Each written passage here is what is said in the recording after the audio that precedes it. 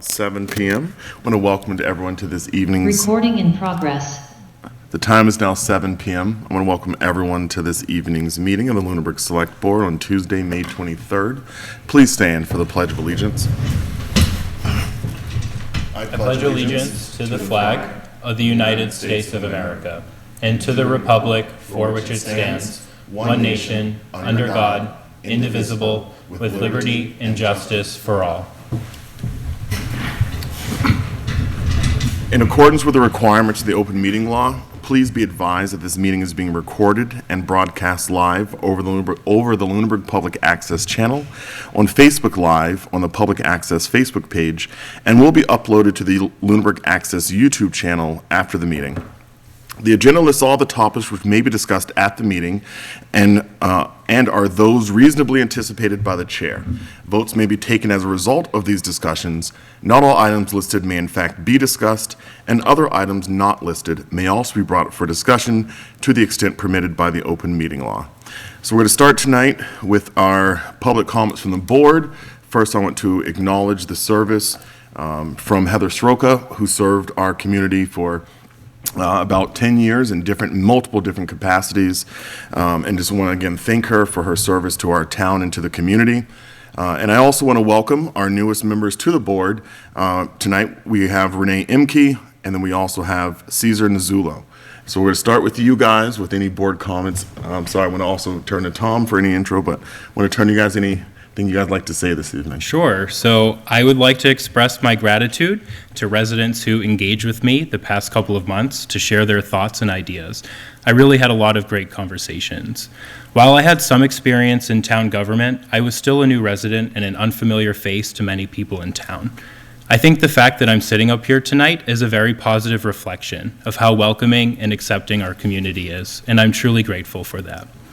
I want to thank Heather Soroka as well for serving our community for nearly a decade. The town is a better place today because of her service. I also want to congratulate Renee Emke on running a great campaign and engaging with the community. This morning, I resigned from the Finance Committee. Since it's part of the legislative branch of town government, it would be inappropriate for me to keep my seat on the Finance Committee as a member of the Select Board. Once again, I'm truly grateful to have the opportunity to serve our community on the Select Board, and I'm so excited to work with this new Select Board. Thank you. Thank you. Good evening. First of all, I want to say I'm truly honored to be elected to this board, and I want to thank my family and friends who supported me throughout my whole campaign. And I also want to thank the voters, of course. We had more than 600 people come out to vote this year, which is a lot higher than last year. There was 177 last year. So hopefully next year will be even higher. I want to congratulate Cesar on being elected to the board, and also thank Heather Soroka for her years of service to the town. And I want to congratulate all the other candidates who won seats in this year's election, and thank them for volunteering to serve the town.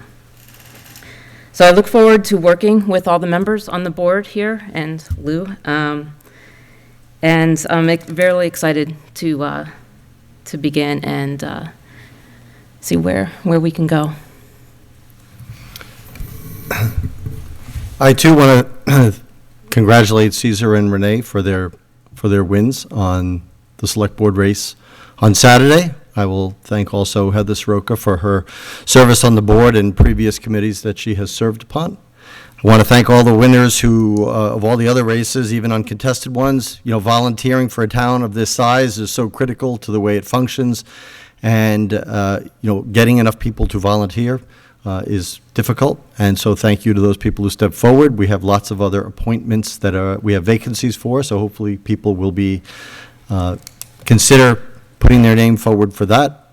I was pleased to see that 600 people voted, which I will say what I always say at these times of year, which is that's not saying much when you have a town that has close to 7,000 registered voters. That we could manage to get 640 or thereabouts is a sorry state. The town works best when boards like this and other boards and committees know what the town wants, but not knowing what the town wants and who they're supporting makes it difficult when a very small fraction vote. So I hope every year that it changes, and maybe one year I'll actually be pleasantly surprised.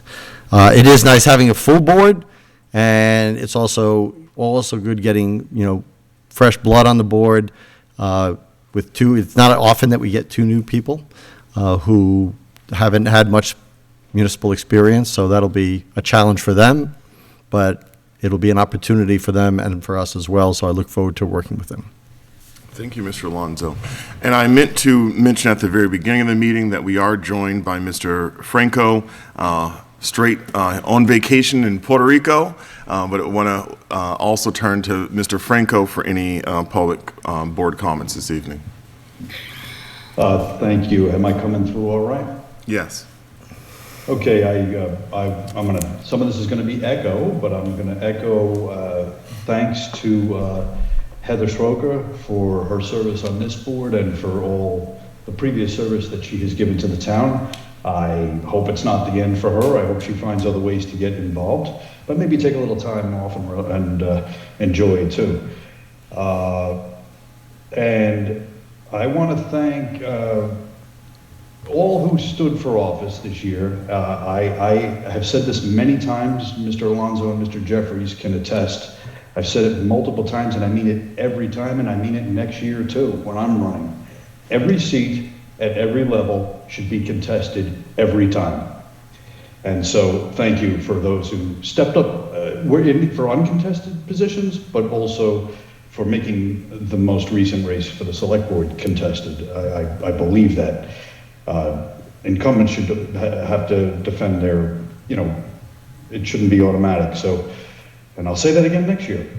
And I want to congratulate and welcome Renee and Caesar to the board, and also just say that my door is open as you onboard. If I can be of any assistance in, you want to just sort of orienting you and you want to bounce things off of, my phone line's open, and so is my email.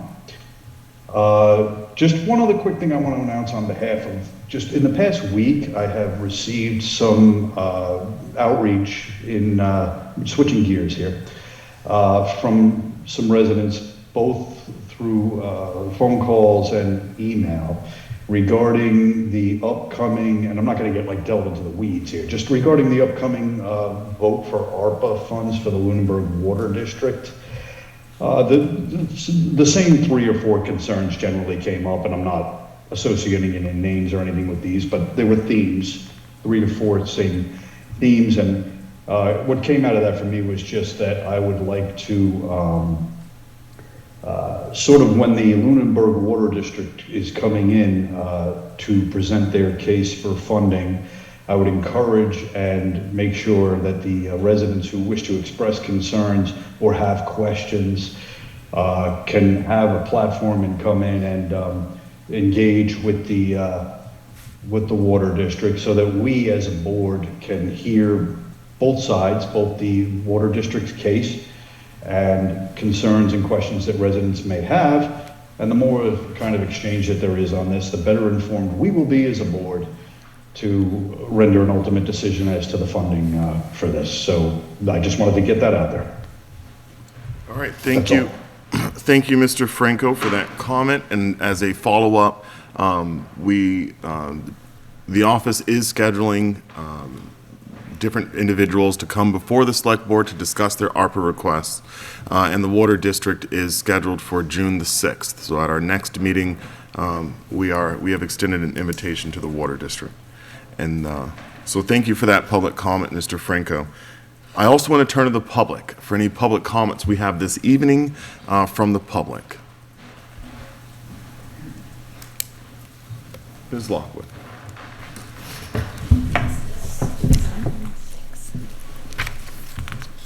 Good evening, Anna Lockwood, 91 Main Street.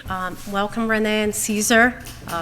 Appreciate you guys throwing your hat in the race and making it. So I love fresh blood on anything. I always feel like it brings a perspective that sometimes people that are in the weeds don't have it. I haven't really shared my thoughts recently about the ARPA funds. because I was concerned. I had made a request on behalf of the Parks Commission, and I kind of withheld some of my comments because I didn't want it to come across that they were self-serving. But now that you guys have given us money, which I appreciate, and again, it's going to be put to really good use, I kind of want to share a few thoughts. So Michael Ray Jeffries had a proposal for ARPA fundings, and he had brought a long document, which you read it through it. And I think, I like the ideas. I think it followed the intent of the law and trying to do something big. And, at the time, the board didn't have consensus on those things, and then thereafter, the tax issue came up. And that you guys never really followed through with some of that. Then, back in December, when you guys were talking about ARPA funds, I joined the meeting, and I got asked 3 questions, and that's the paper that I gave you guys. And 3 questions were, how far will ARPA funds get the project, source of fundings for the remainder of the project, grant information and deadlines. So I went off and I started working on that. In the meantime, this board then made a decision to fund, I think, a couple trucks and an ambulance, but it was close to $1 million of funding, which is about 1/3 of the money that we got. And in the past few weeks, we have learned that those items are not available for immediate delivery. Part of the intent of funding at the time, one of the reasons I heard, was to expedite the delivery of those trucks. And, I remember at the time thinking, if we already have trucks back ordered, putting an order in for 2 months is not going to change much. And I only thought of that because I'm familiar with the manufacturing process and what it takes to get delivered. If the brake pads are not there, they're not going to start a production line without having the brake pads where they can deliver. But reflecting back on what I was asked to do for Parks Commission, and how we went on to assign 1/3 of that money, and it doesn't look like that project was scrutinized or held to the same standards that we had requested the Parks Commission, which I thought it was very fair standard to have. I think I was owed to do the due diligence requested. So then the last meeting that you guys talked about ARPA funds, Tom Alonso mentioned the Flat Hill Stormwater Project. And in that one, I'm going to make a commentary because that project, we know there is a problem. We talked about a possible solution, but we don't even have the scope of the project. That project will fail all the first 3 questions that I was asked to answer. And with that, my first ask is that before you start assigning more funds to new projects, to have a standard to follow, and those standards to be followed by projects that you bring to the table as well. And maybe even go back to what Michael Ray wanted to do, and and look at the initial intention now that we have sorted out a lot of things. And maybe we can go back to that. The last piece that I want to add, and I just want to make a comment. I was asked to do 3 questions in December, and then when we came to present, there was another question that was presented, which was evidence that funds is needed right now. So that was the 4th question, which I answered here. The last piece that I want to add is I heard also commentary in the last meeting that you guys talked about ARPA funds. Should we follow the capital plan process? And in my take, the answer to that is no. Why is that? The capital plan process that we have is great for funding capital plans request, but this is not a capital plan request. And what happens when we apply the same filter over and over, we miss a lot of things. And this money came to us in a different way. It came with different intentions. And I think the initial plan was to really do things for the town that would really affect the community in a positive way. So, if we were to apply the capital plan process to this, nothing else is going to get done other than buy the next thing or something or this and that. For example, we need about 300 yards of sidewalk that will connect the sidewalk from the Lakefront Ave to Town Beach. That will never be a higher priority in capital plan than security updates to the school, the police and fire needs. It's just not going to follow. So if we apply that same data, that same filter, we can end up with the same thing, and we're missing opportunity to then do these other things that otherwise we don't have a process for because we don't have the money for it. So I think it would not be, we would be missing on doing something special and good if we were to simply think that we have a good process and we should apply it. Those projects are going to be there next year. Town manager has done a great job of increasing the funding for capital plan, and we'll fund what we can. It will be prioritized according to the process. But I think that's a mistake. So that's my last request, is to have standards that are not capital plan so that we can, see what else we can do for the community. So that's all. Thank you. Thank you so much, Ms. Lockwood. Do we have any other public comments this evening from the public? Looking in the room, looking on Zoom. Okay. So before we proceed with our agenda, I am going to bump up a request we have from Marcellus Thor. So if you would come forward to the microphone, please state your name and address, and then explain your request. Can I hand these out to you first? Of course.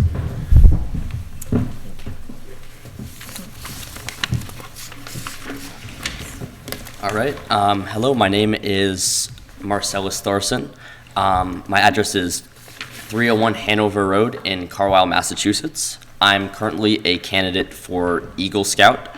And so I was interested in doing something for a food bank because I was interested in addressing the issue of global hunger and community hunger in my Eagle Scout project.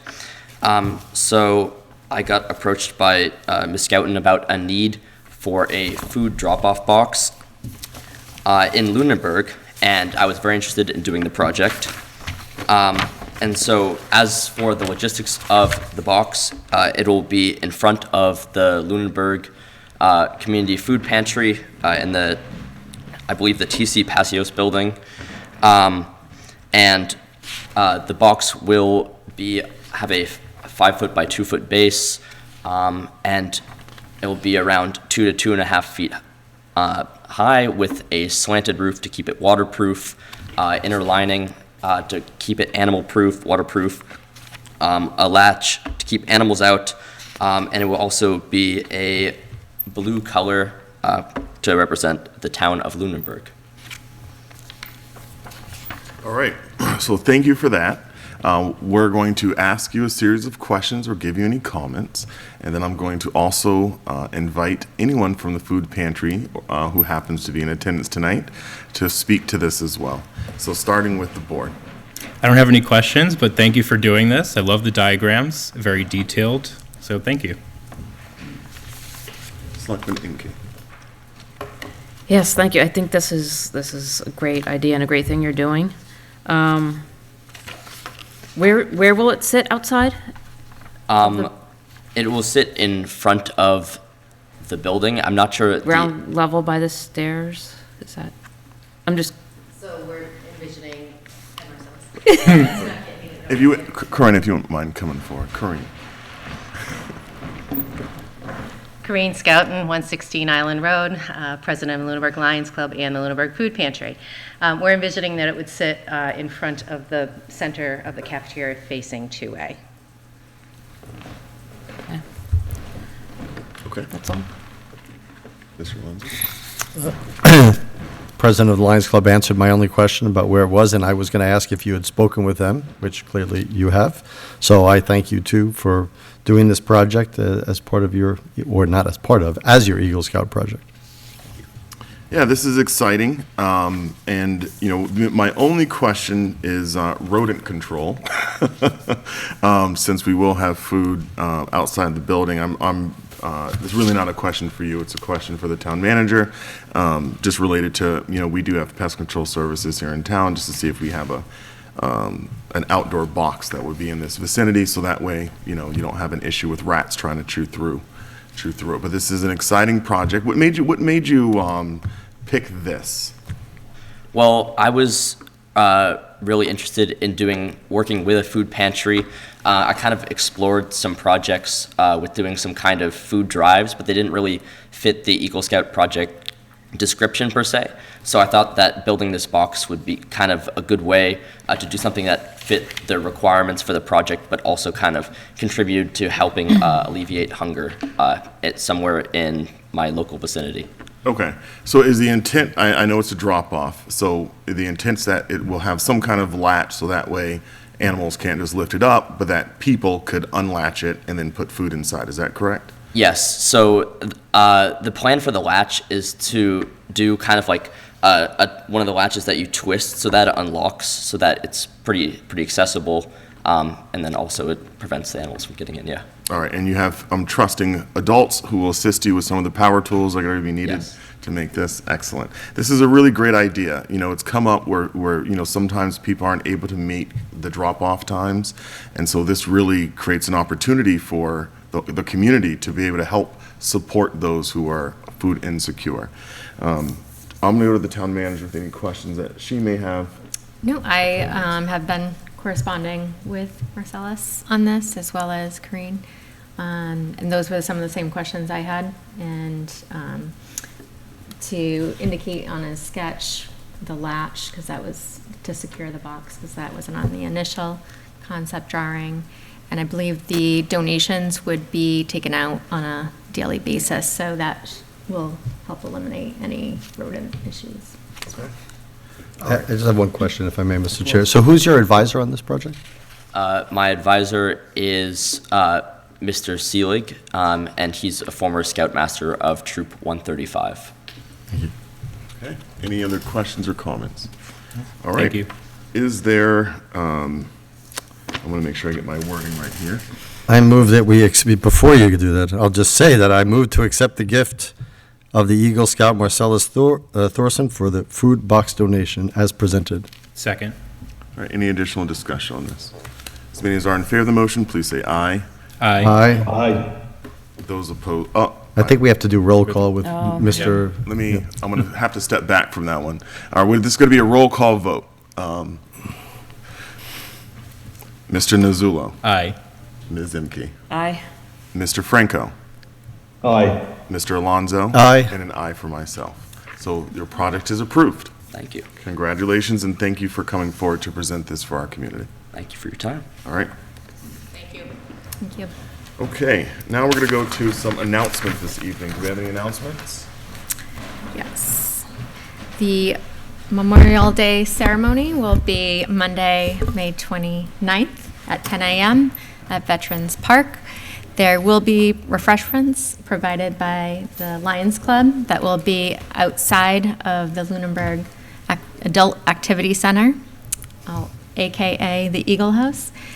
And if you wish to have seating, please bring a folding chair to the event as well. And the Town Beach will open on June 17th, and beach passes and swim lessons can be obtained through the MyRec site, and you can access that by going through the town website to the Facilities and Parks page, and through there's a link to MyRec. All right. Thank you. Any communications from other boards? The only communication, oh, no, that was resolved. I'm not aware of any other communications from other boards. All right. Appointments. Tonight, we're a little late getting going here, but our first appointment of the evening is with Sarjudas LLC, doing business as Lunenburg Liquors, located at 433 Electric Avenue, and this is requesting a change of manager and officers. And so if I will ask for anyone supporting this business tonight to please come forward or identify yourself on Zoom. Excellent. So if you wouldn't mind just stating your name and address, and then if you wouldn't mind giving us kind of an overview of what your request is, what you're looking to change, and why. Okay, my name is Joshmin Kumar Patel. My address is 155 Northfield Road, Lunenburg, and I'm changing the store manager and changing LLC manager my wife and myself will be LLC manager, and I'll be the store manager. Okay. And what is the change from previous? What was it previously that you're changing it? Who were the managers and officers previously? Christopher Amentadies was the manager. Okay, and why are you changing? Officers, I'm the owner, and my wife, we both own it. Okay, and why are you looking to make this change? He's looking for another job, so he has another job, so he's moving there. Okay, perfect. I will open to the board for any questions or comments. Thank you for giving us that overview. To the board with any additional questions or comments. So just to clarify, you were the previous manager and you're staying involved? Yes. Okay, and then... No, I'm not the manager. I'm the owner? Going to be, yes. Okay, and you're going to be the manager Yes. after this? Okay, so can you just briefly tell us what your experience is serving I've alcohol? been doing this since 2010. Okay. Any issues ever? Nope. No? All right, well, great. Thank you for being a responsible business owner. I have no other questions, I'm Mr. a Chair. local resident too, and I have 2 kids going to the school. Yeah. Excellent. Yeah, we do not have a history of violations at this location. Ms. Imke, I have no questions. Mr. Alonso, Looks fairly straightforward. I have no questions. and neither do I, which I know comes as a shock for my colleagues. I want to turn to Mr. Franco. Mr. Franco, do you have any questions or comments for the applicant? Thank you for remembering me. No, I have nothing. It's very straightforward, and I have no issues. All right. Okay. Excellent. Okay, is there a motion to approve the change of manager and officers? I move that we approve the change of manager and officers at, is it Sarjudas? Yes, sir. Okay, Judas Sarjudas LLC, doing business as Lunenburg Liquors at 433 Electric Ave, license number 00013 PK0636. Second. Any additional discussion? As many as are in favor of this is a roll call vote. Mr. Nazzulo, Aye. Ms. Imke, Aye. Mr. Franco, Aye. Mr. Alonso. Aye. And an aye for myself. So congratulations, we will sign off the paperwork, and it should be available to pick up tomorrow. This needs to get Oh, yeah, it has to be submitted to sent off. ABCC. That's right. Okay. Okay, thank you very much. Thank Have a you. good night. Success. Thank Black you. with blue. I have a red pen here. All right, one signature. So we're going to pass this down. First, there's 2 signatures required. First, pages and the actual license. Very good. Thank you. Thank you. All right. Next on our agenda, we have appointment with the school committee. Representative, I'm expecting Dr. Burnham or Mr. Cassidy or Ms. Archambault to present this. So if they are with us, if they will come online with us here on Zoom. So the request is from the school committee to support, for the select board to support a modified scope for the fiscal year 23 capital plan regarding the AC project at the primary school. So names aren't required, addresses are not required for this one, but if you wouldn't mind stating your name and the position that you hold, I'll turn it over to you, Dr. Burnham or Mr. Cassidy. Good evening, everyone. You have a letter before you that outlines a modified approach to air conditioning at the primary school. You might remember in the fall, we secured a cost estimate after consulting with an engineering firm, and the cost came in about $7 million to put condensing units on the roof attached to existing mechanicals. Obviously, that is not something that the town can afford to pursue.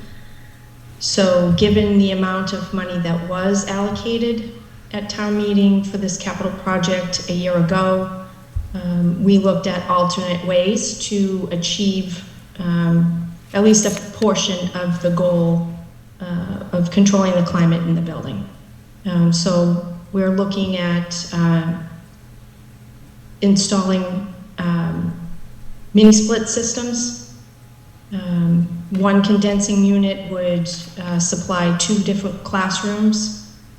We believe that we can get the majority of the classrooms outfitted in this way. So I think at this point, if you have questions relative to what's been outlined for you, Mr. Pusateri, our facilities director, is here on the call, and Mr. Cassidy is on the call as well. Okay, thank you, Dr. Burnham. So it sounds like we have received the letter, and so I'm going to turn to the members for any questions that they may have. Unless the board wants me to get started on it myself. Well, I don't have any questions regarding the proposed solution that's here, but I do have a comment, which is that having a comfortable learning environment is key to academic success. So while at face value, it may not seem like this is an important investment, it really is. Thank you. Thank you for recognizing that. We appreciate that. I have one comment and one question. A comment is I noticed in phase one, you chose just about all of the classrooms on the second floor, and I assume that's because if it's like my house, that's the hottest part of the building, so I appreciate that. I'm happy to see that it was phase one and two were split like that. My question is, with respect to phase two, it's half the size, and I was just curious, I know phase one will take summer to do because it will take time, and I was wondering if phase two could be done over like the Christmas, New Year break, if it would take a short enough period of time to get it done, or did it have to wait till next summer? I'll let Mr. Cassidy jump in here, but we were looking at a phased approach because with the allocated monies, we would not be able to outfit every classroom in the building. Right, So we would do the phase one, as many classrooms as we could with the funding that was allocated. And then we would look for a second phase to finish the building. Mr. Cassidy, I don't know if you have anything you want to add to that?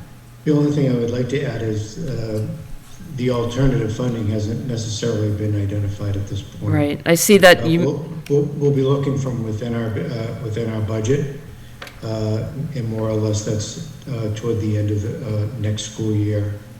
And of course, this is just to give you a preview. There's a good chance that this may end up as a capital project submission as well.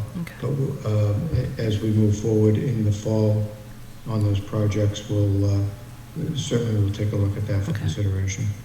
Yeah, I saw you mentioned alternative funding such as grants and so on, so those timelines are really going to dictate the time. Okay, thanks.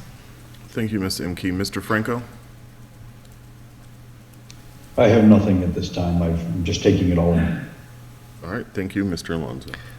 I just want to clarify that if you do get the alternative funding, that the combined amounts of these will address exactly what you came to the capital planning committee to address with the same number of classrooms. There's no alteration in the areas getting serviced. Is that a correct or incorrect statement?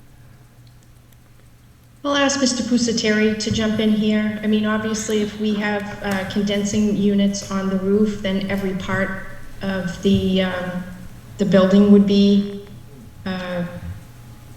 impacted, whereas these units are going to be installed in classroom spaces. So as an example, common areas such as the hallways would not have a direct air conditioning vent. Mr. Pusateri, anything to add to that? Yes, that is correct, Dr. Byrne. Just the classrooms would be impacted, would have a wall and or ceiling mounted unit to provide comfort cooling and supplemental heat in the winter. So again, common areas would not be addressed, but keeping the classrooms cooler during the summer with the doors closed may at least have some impact on some of the common areas, like, basically the hallways. But again, it's just the classrooms that will be added to these systems for comfort cooling and supplemental heating in the winter.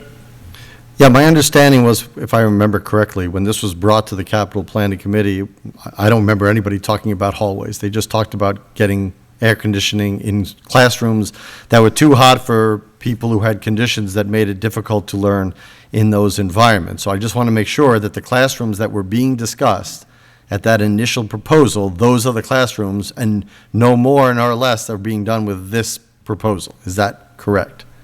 That's correct. Okay. Thank you. Thank you, Mr. Alonso. I have a couple of questions. So first, I want to acknowledge that I did already reach out to Dr. Burnham with a couple of questions that I had about the system that's being recommended. Typically what we find in the industry these days is the employment of something more akin to a VRF type system. And I understand that this is a similar type setup. But what I'm looking at is, you have 8 condensing units, there's 16 cassettes. So, that's 24 different items that are going to need to be replaced at some point in time. So what is your projected lifespan for these items? And again, your plan for the future would be adding in an additional, 14 additional mechanical components. So in total, this is going to be 38 different pieces to achieve air conditioning, which is not the normal approach to air conditioning a building. So what is the projected lifespan for these components? That's I'll the let first. Mr. Pusateri address that. Well, I do agree that this is not the optimal solution, but based on the funds available, this really is the only solution that we have to provide AC and when necessary, supplemental heat. Dakin systems, there are probably 4 or 5 top-of-the-line systems. You could probably get maybe 15, 18 years out of these systems. And, yes, there are other alternatives out there for a central chilling unit, but basically what you're looking at now is a much larger system, and then from that system running refrigerant supply and return piping to every classroom, which would then make it, cost prohibitive. Okay. So a significant amount of mechanicals that are supporting not a significant amount of classrooms. But, my other question as it relates to this is the way that this is phrased is that, you guys are looking to buy the components and then separately go out and hire an electrician and roofing contractor. So it kind of begs the question of, was this an engineered plan in terms of, did you have an engineer, any kind of mechanical engineer identify that this is a good solution? No, we did not, but what Dr. Burnham had spoken to prior was when we engaged an engineering firm to come in and put together a proposal for a complete building system was the $7 million price tag.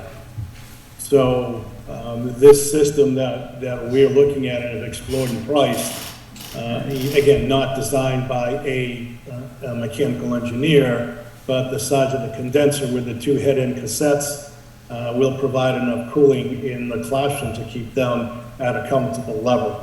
In that previous exercise with the engineer, did you go through kind of a VE process to identify cost reductions, alternative solutions? Or was it just one proposal that came to the school committee for $7 million and you guys said, no way, obviously? So the question is, was there a value exercise to identify a cost reduction from that initial proposal? Or, how did this proposal come about is what I'm trying to get to. Well, we engaged VAB, was the name of the engineering firm, and their plan was to come in and look at the complete system, look at what our objectives were, and we're going to, at some point, put together options A and B, but their least expensive option came in at $7 million. All right. Okay, so with this plan, what I have to assume is that altogether, we're looking at about $350,000 over the course of the next, year or so, and that this is going to be a planned capital replacement expense every 10 to 15 years. 15 to 18 years. Okay. Okay. And my final question is, are there any other school buildings that have HVAC components that need to be replaced at the tune of $350,000 or more every 15 years? Well, your typical lifespan of any mechanical systems, typical of the rooftop units that you see at the high school or at primary, their lifespan is 18, 20, 25 years. So the effort and cost to replace a rooftop unit versus replacing a condenser and a head end unit, the condenser and the head end unit are probably, for one condenser and 2 classrooms, is maybe $5,000 to $6,000. You're not replacing the piping, where a rooftop unit is, $55,000 to $85,000 expense just for the unit itself. Correct. Okay. Thank you very much. I have some follow-up questions, if Yes. I may. I want to ask some clarity on Phase 2. On Phase 1, you clearly state which are the condensing units and which are the cassette units for the classrooms. In alternate funding for Phase 2, you just say that the remaining 8 units for the 6 classrooms in the first 2 floors are on the second floor, but that's not a breakdown. Are you just adding cassette units, or are you adding condensing units and cassette units? What is the breakdown? For every 2 classrooms, it would be 1 condenser and 2 cassettes. So that would be another 4 condensing units, is that correct?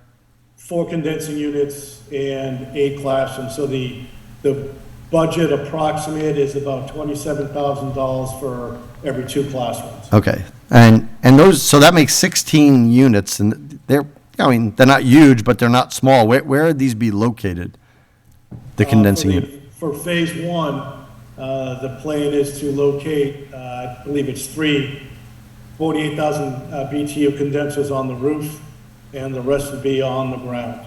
So in Phase 2, with the first floor classrooms, they would also be on the ground outside the building, and we would try to place as many in the courtyard in back of the building to make them at least visible. We're limited to approximately 93 feet of run for the supply and return lines of each unit. So we're limited in where we can put these. So we won't be able to put any in the courtyard in back of the building to service classrooms in the front of the building. Thank you. Are there any other questions, comments from the members of the board? I just have one more. Of course. Just a minor thing, and Mr. Alonso reminded me of it, looking at the numbers. Initially, on the first page, you talk about 24,000 BTU. I believe these are not the condenser, what's the other piece called, the mounted heads. But on the second page, it says 18,000 BTU, so Okay. I didn't know. The cassette units, yeah, Yeah. on the proposed solution, it says 24,000 under that section, but then In on the Phase 1. plan, they go to 18,000. It should read each condenser 48,000 BTU and each head end or cassette 24,000 BTU. So I 24. apologize for that error. Okay. Okay. Mr. Chair, I will say that this was brought to the attention of the capital planning committee, and through individual responses from the members, no one thought that it rose to the level of being reconsidered as it addressed the initial funding. They're addressing what the cause was, and of course, the alternate funding would need to be raised in some other fashion. So we did not meet to rediscuss this. No one found the need to do that. Okay. And that was going to be my question to the town manager. Do you have any other things you want to offer or provide? No, I would just add, when the superintendent brought this to my attention, as far as the modified scope of the project, I thought it best that it come back to the Select Board Capital Planning and Finance Committee for a consensus, so everyone was on the same page for it. So Okay. that's why we're here tonight. Okay. I will, if the board has no more questions, I will ask anyone in attendance or on Zoom if they have any questions or comments as well. Mr. Passios?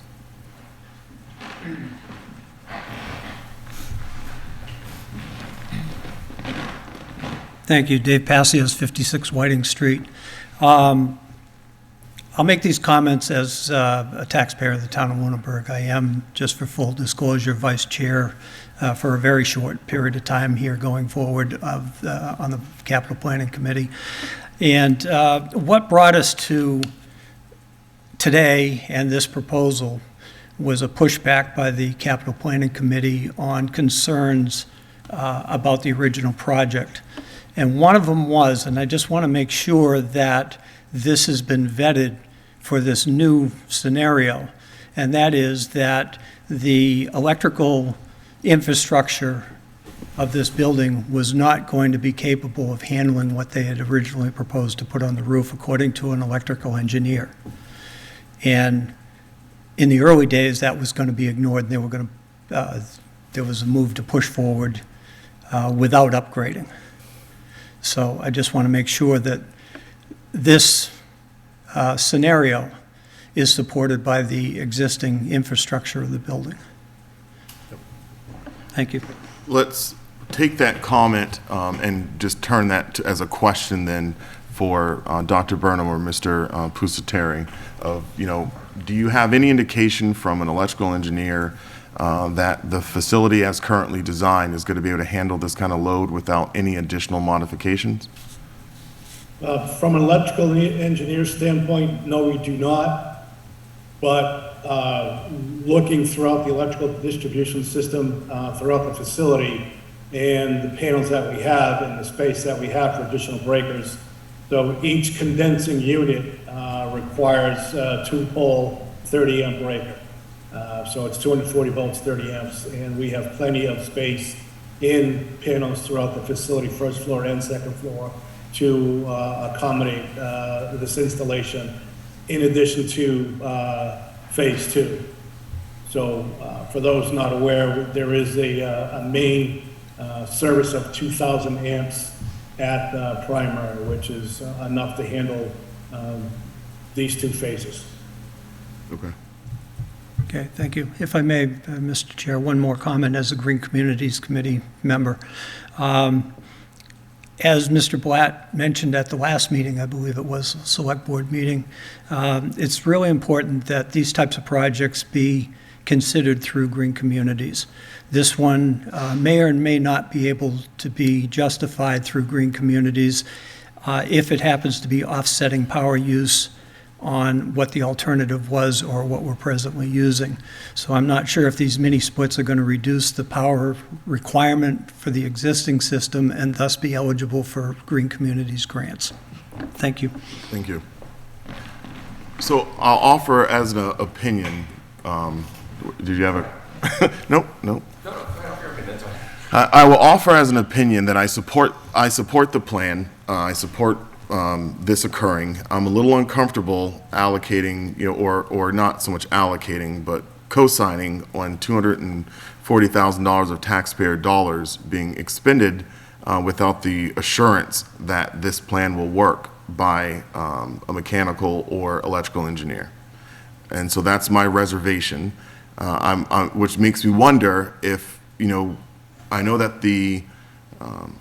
that we're kind of out of time here, but and that this project, as you're looking for it, needs to happen this summer. But I'm wondering if you will be able to attain that kind of information in the next couple of weeks for us to be able to revisit this. Not really sure that there's the need for a mechanical or electrical engineer to be involved in the project. Excuse me. Based on the simple square footage of each room, we're providing cooling to bring these temperatures down in the hot seasons to, low 70s, high 60s. It's the same application as if you were going to put a split system in your house and put 2 heads to cool, the living room, kitchen area, and the other end of your house. It's the same principle, and is there really a need to get a mechanical engineer involved? So, we look at it as we're cooling 2 rooms with each condenser down to a comfortable temperature for a teaching environment. So, that is our approach, and again, professionally, I don't feel there's a need to get engage a mechanical or an electrical engineer. Again, I am neither, but based on my experience in what I've been doing for the past 27 years, I don't think that is an avenue that we need to approach. But again, that's based on my opinion and in my experience. And, I'm not the be-all, say-all, but if there's a requirement that, someone's looking for that we need to do that, then, evidently that's, or obviously that's what we will do. But again, based on, my experience and knowledge in this field, I don't think it's necessary. Mr. Evans? Mr. Waters. Mr. Waters, I'm sorry. I say Mr. Evans. Evan Waters, 245 Sunny Hill Road, and Chair of the Finance Committee. I have a number of questions with this. So I'll start with just kind of following up with the power consumption calculation. Does the school pay through Unitil by any chance? Do we know that? Yes. Yes. Okay, so they're also subject to the delivery charges of Unitil? Yes. So this $144 per year is doubled per unit at minimum, correct? What do you mean double per unit? Well, there's the supply line, and then there's the delivery charge, and the delivery charge is usually about twice, 100% of the service charge itself, at least for the homeowners. I don't know if it's the same for the school department. I can assume that it's the same rate. Okay. As a residential. Okay. I believe we provided calculations on an estimated cost. You did. It's 11, just about 12 cents per kilowatt hour, which that's consistent with what we pay in town, but then there's also a delivery fee on top of that, which is 22.5 cents or something ridiculous, I believe. So that would still be added per kilowatt hour as well. So just for the calculation portion of it, I know this is pennies in comparison, but it is going to be at least double for every single unit that's in there. My other question gets back to actually phase one though. For the $238,000, is that just for the purchase of the units, or is that also the estimated cost for the contractors that you're looking to hire as well? That's to furnish and install the units complete turnkey. Okay. Do we have any sort of a quote from any contractor whatsoever that tells us that we can afford this amount of money for the installation minus the unit cost? Well, the mechanical price that we got for installation includes the cost of the units and all the piping. Okay. So you're just looking for contractors then at this point. So it's not, I don't know, I'm confused by that. Because you say that you're looking for contractors to hire independently for the installation. For the electrical. Just for the electrical, okay. Okay. How old are the quotes that we have for the units that we're requesting here? What, 3-4 months, Mike, if that? Okay, so they're not expected. No, we met them in early spring. Okay. Probably around March. All right, so the chances of them changing drastically are relatively low, I would assume? Or do we have a locked-in price for 90 days, 180 days? Well, I know the vendor is anxious. It's through a national state bid. And I will say it was the beginning of March because we were preparing a recommendation for the school committee for the March 15th meeting. Okay. So it's about 2.5 months old. Okay. You mentioned supply chain issues. Is there any indication that, I mean, it's now, is it May already, I believe? Almost June. I mean, we had someone mentioning not being able to order trucks. How is the supply chain for ordering 8 condensing units and 16 cassette units to be here in time to install them this summer? That hasn't been confirmed. Okay. Do we have any indication that that's possible, or is it just hope at this point? Well, I have not had a discussion or a conversation with the folks at Dayton regarding delivery dates. Okay. But they also did not indicate that there was a supply chain challenge that would delay the project by months, so. given the number that we're ordering as well, not just in general? That would be correct. Okay. And then, let's see, the other questions that I had regarded so kind of following up with Mr. Jeffrey's questions, I share his concern for not having an engineer actually look at this. I look at that building as a giant brick oven. And that while we can calculate square footage for cooling a room, like I do at my house, I worry that there should be more thought given to the residual heat transfer coming through with this big brick building that's just being baked by the sun. And are we able to actually cool these rooms to, I mean, it lists 78 degrees. You mentioned down to the low 70s or even high 60s. Is that, I share Mr. Jeffries and I believe Mr. Alonso's concerns that this may need to be looked at by someone that kind of works in this field more often in terms of designing a plan for this. Is there, I mean, what do we do if we install the system and then in the dead of August or the beginning of September when the kids are coming back, we can't get the temperatures to drop below the mid-80s? Is there a contingency plan here, or are we just, I mean, are we just hoping that, again, it will work? I mean, it's not hope. It's based on the age of the building. It's insulated. It's got high efficiency glass. The rooms are X amount of cubic feet, 24,000 BTU is more than enough to keep a room of that size at a comfortable temperature range. But, you know, I can repeat myself over and over again, and if that is not going to make, you know, you comfortable enough with respect to having to get a mechanical engineer involved, you know, that's... I'll offer this. A couple of years ago, we installed mini split systems in the core area of Turkey Hill, an even older school building, with windows that are not energy efficient at all.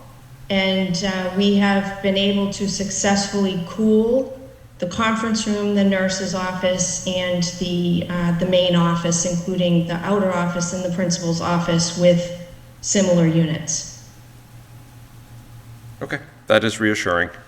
Yeah, and even some of the classrooms at Turkey Hill have a single window unit in like you'd have in your house cooling a bedroom. Yes, it's not bringing the room down to 68 degrees, but, you know, bringing the heat down and the relative humidity out of the room is what makes the big difference. So again, 24,000 BTUs in a room of that size, providing cooling and removing humidity is going to make a world of a difference in all of those rooms. Yep. Okay. All right, thank you. Thank you very much. Welcome. Any remaining comments, questions from the members of the board? I just have one, and that is, so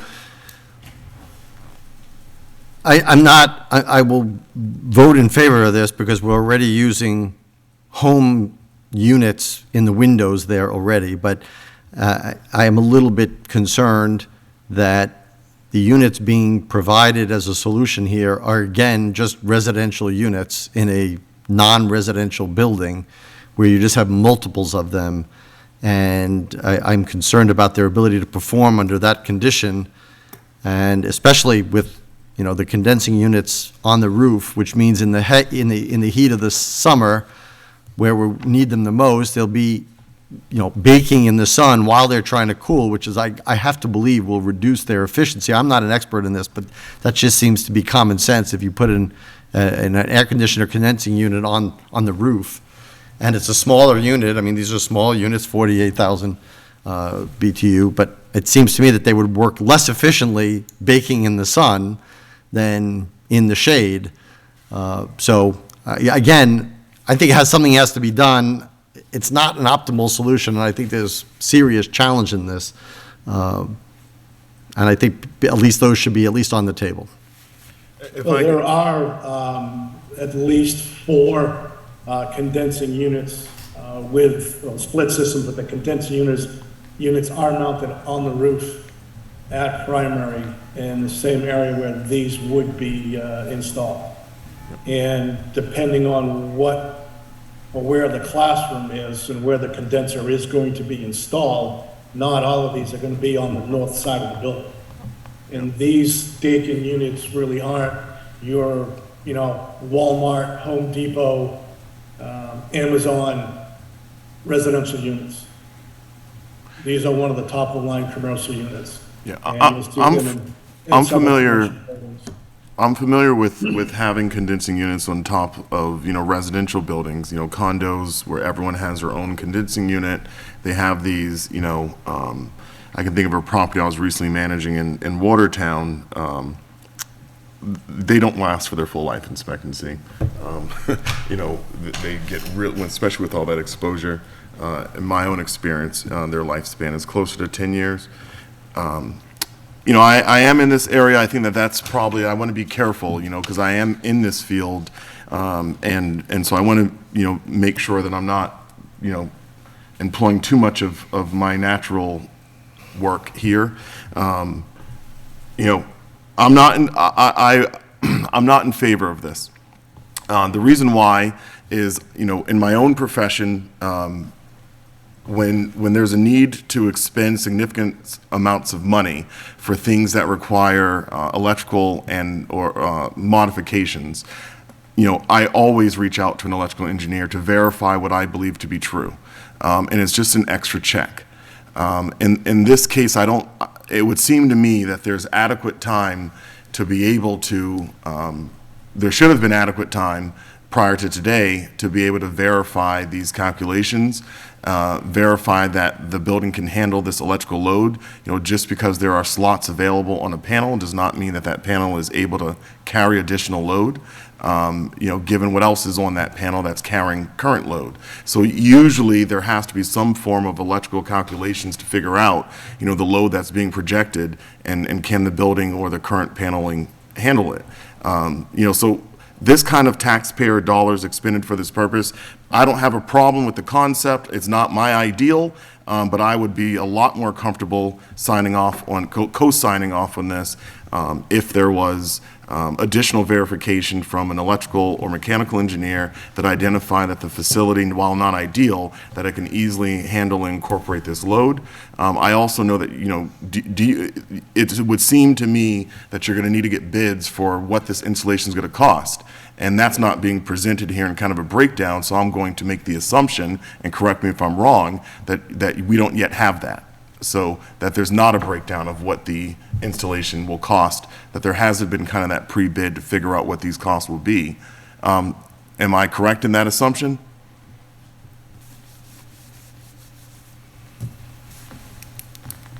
Mr. Cassidy, do you want to address that with what Dakin has put on table mechanically? What Dakin has put on the table is the delivery and the setup of all these units. The remaining piece to that, the remaining balance from their quote to the total budgeted project is for electrical connections to all those units. It's as simple as that. Okay, so that. And I'll offer this, we can absolutely attempt to engage another engineer. We had some challenges last summer because engineers also take vacation time during the summer. So we can absolutely do that, but the reality is that this project will not be completed this summer with that kind of delay in moving forward. So I just want to make sure that it's realistic for everybody that we can absolutely do that, but the installation will be put off another year. All right. Mr. Franco, I will say I'm going to have to rely upon someone else to tell me that your hand's up, because I am colorblind as all day, and I have no idea that your hand's actually, I can't even see it now, but I'm told your hand is up, so Mr. Franco. Yes, thank you. I believe I heard Dr. Burnham say that the vendors, contractors indicated that there were currently no supply chain issues. But are they expressly aware that the goal is to get this done this summer, such that, knowing that timeline, they would say, oh wait, well, we might not be able to do it by then because there are issues? In other words, would they be on notice that are they on notice that you're trying to get this done by this summer? If I can speak for Dr. Burnham, the vendor is very anxious and very concerned that, that if there's any delays, then the project would be delayed, and it is what it is. So we're not trying to strong arm this board to have an approval tonight, but the commitment of funding toward this project is ultimately what we're looking for. So one way or another, we're looking for that commitment. Okay, and just another, thank you, and just another quick question. Even if there is, let's just say there were the time to get an engineer's input, and Dr. Burnham has already spoken to this, and it wouldn't happen this summer, apparently, if you did consult an engineer. Yeah, but even if there were the time, is there the funding within this envelope of funding to pay for an engineer to do this? Well, I would ask that if that is necessary, that the school department uses part of that 238 to hire an engineer. It's certainly not in our budget, our FY24 budget. Whether it's $8, $10, or $15,000 to hire a consultant or an engineer to come in. So we should be looking for authorization to use a portion of that money for that engineering study. Of course, then that reduces the amount that's available for the actual project, okay, thank you. All right, just to discuss with the board, if there's a motion or if there needs to be more discussion, I'm all ears. I guess I don't understand, do we need a motion? What are we being asked to do? We're being asked. They have the money, the town meeting has approved the money. I don't understand, can't recall the Board of Selectmen approving a project that has been agreed to by town meeting. I thought it was just to hear, they can certainly hear our concerns, but, it's up to you. I just don't understand what the vote would be. Sure. So the request tonight was for us to basically agree with the change of scope. We do understand that the funding has been allocated. However, it's different than what was presented initially in the capital plan. And so I think the request is for us to confirm that this request is not a substantial deviation from what was previously submitted. And that's the request for us tonight, just to confirm that it's not a substantial deviation from the previous request. I think Mr. Passios wants to speak again. I don't know if you want that. Mr. Passios, I'm not going to unfortunately call on you for this portion. So for the board, looking to my fellow board members, on if we want to confirm that this is not a substantial deviation from what was approved in the capital plan. So I will move to accept the request from schools to support modified scope for the fiscal year 23 capital plan AC project at primary school. Is there a second? Second. Okay. Any additional discussion? All right, this is going to be a roll call vote. Mr. Nuzzulo. Aye. Ms. Imke. Aye. Mr. Franco. Just one brief point. I did have additional discussion, but you didn't see my hand. So just really briefly. I agree. It's not an addition. It's not a substantial deviation of scope. These concerns have all been registered, but that's not what we're doing here. We are making a decision as to whether or not this is a substantial deviation in scope. I say it is not, so I'm on board. Okay. Mr. Alonso. Aye. And an aye for myself. So the select board is in agreement that this is not a substantial deviation. I would personally urge that I do not believe this is a big deviation from the plan. However, I personally wouldn't do this, and I do think that it may need to.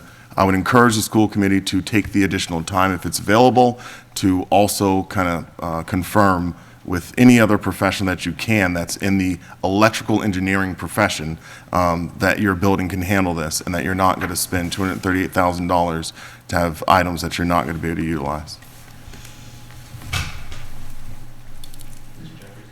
Thank you. We'll take that back to the committee. All right, thank you. Unfortunately, Thank you, everyone. Unfortunately, Mr. Waters, we're going to have to move on in the agenda. Thank you, thank you. I think part of the request, Mr. Chair. Yeah. I think part of the request is getting the FinCom's recommendation. Oh, I didn't This- realize that. I apologize, Mr. Rose, I wasn't aware of that. Is the school department still on? Yes. Yes. Yes. Yep. I just want to kind of ask the same question.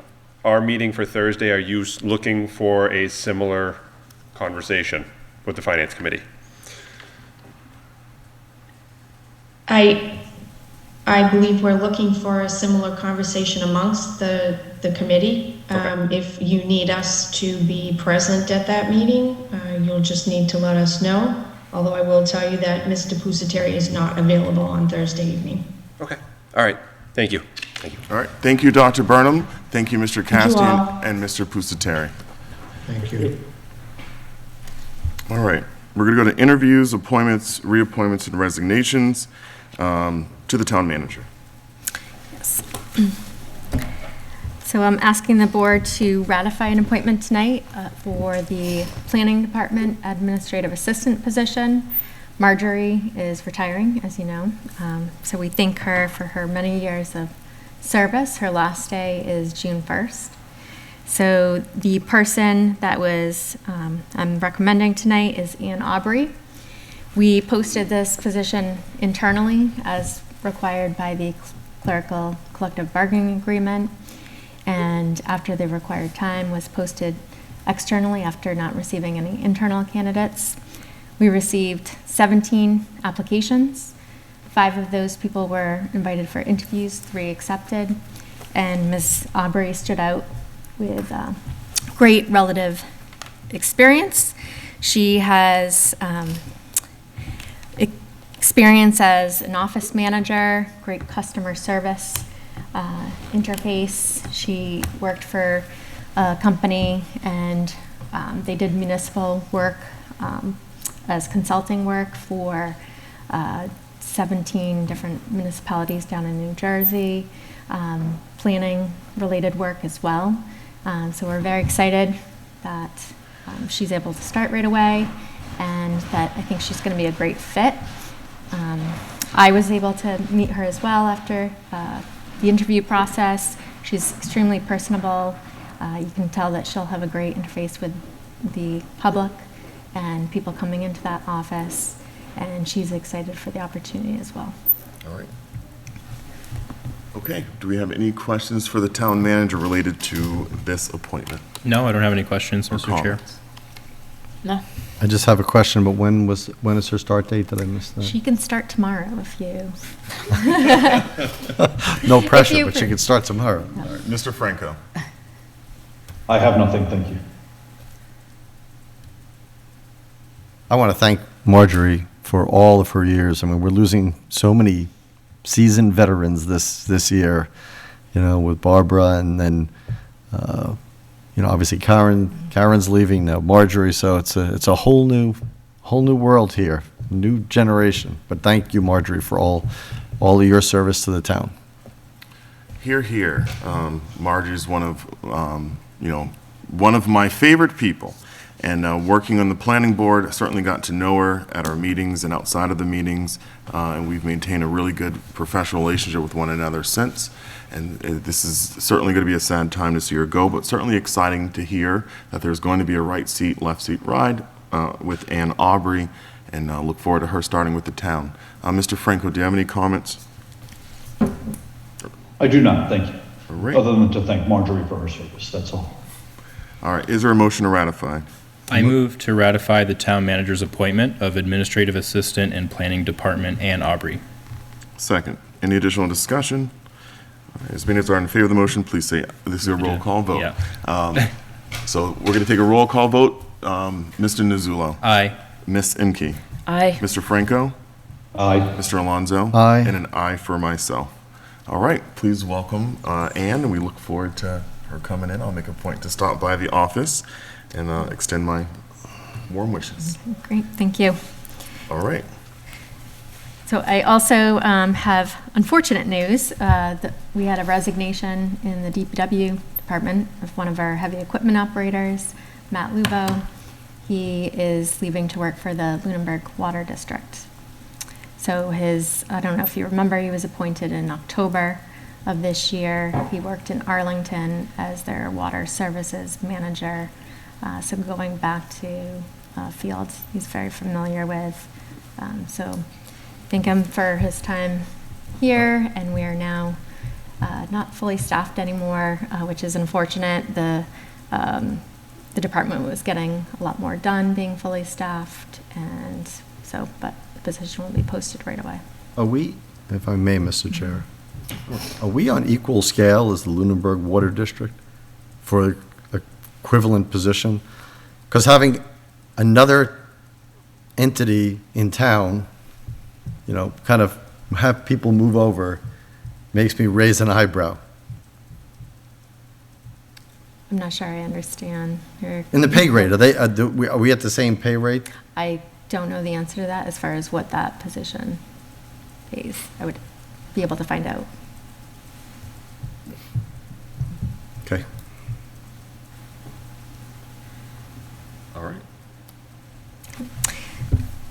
Would you like me to go right into? Sure. All right. So the town manager's report. I think we poached Austin from the water district, and he came over to the town side as well. So We have? Yep. Yeah, who was that? That was Austin, and he went to the fire department. Austin Flag. Yep.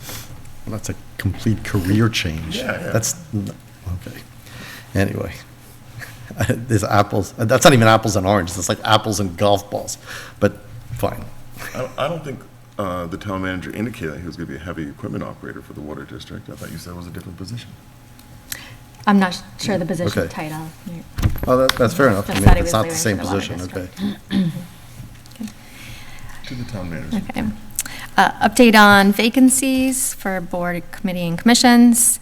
There are now 2 vacancies on the Finance Committee. There is 1 associate vacancy on the Green Communities Committee, 1 member-at-large vacancy on the Open Space Committee, 1 vacancy on the Personnel Committee, and 1 associate vacancy on the Zoning Board of Appeals.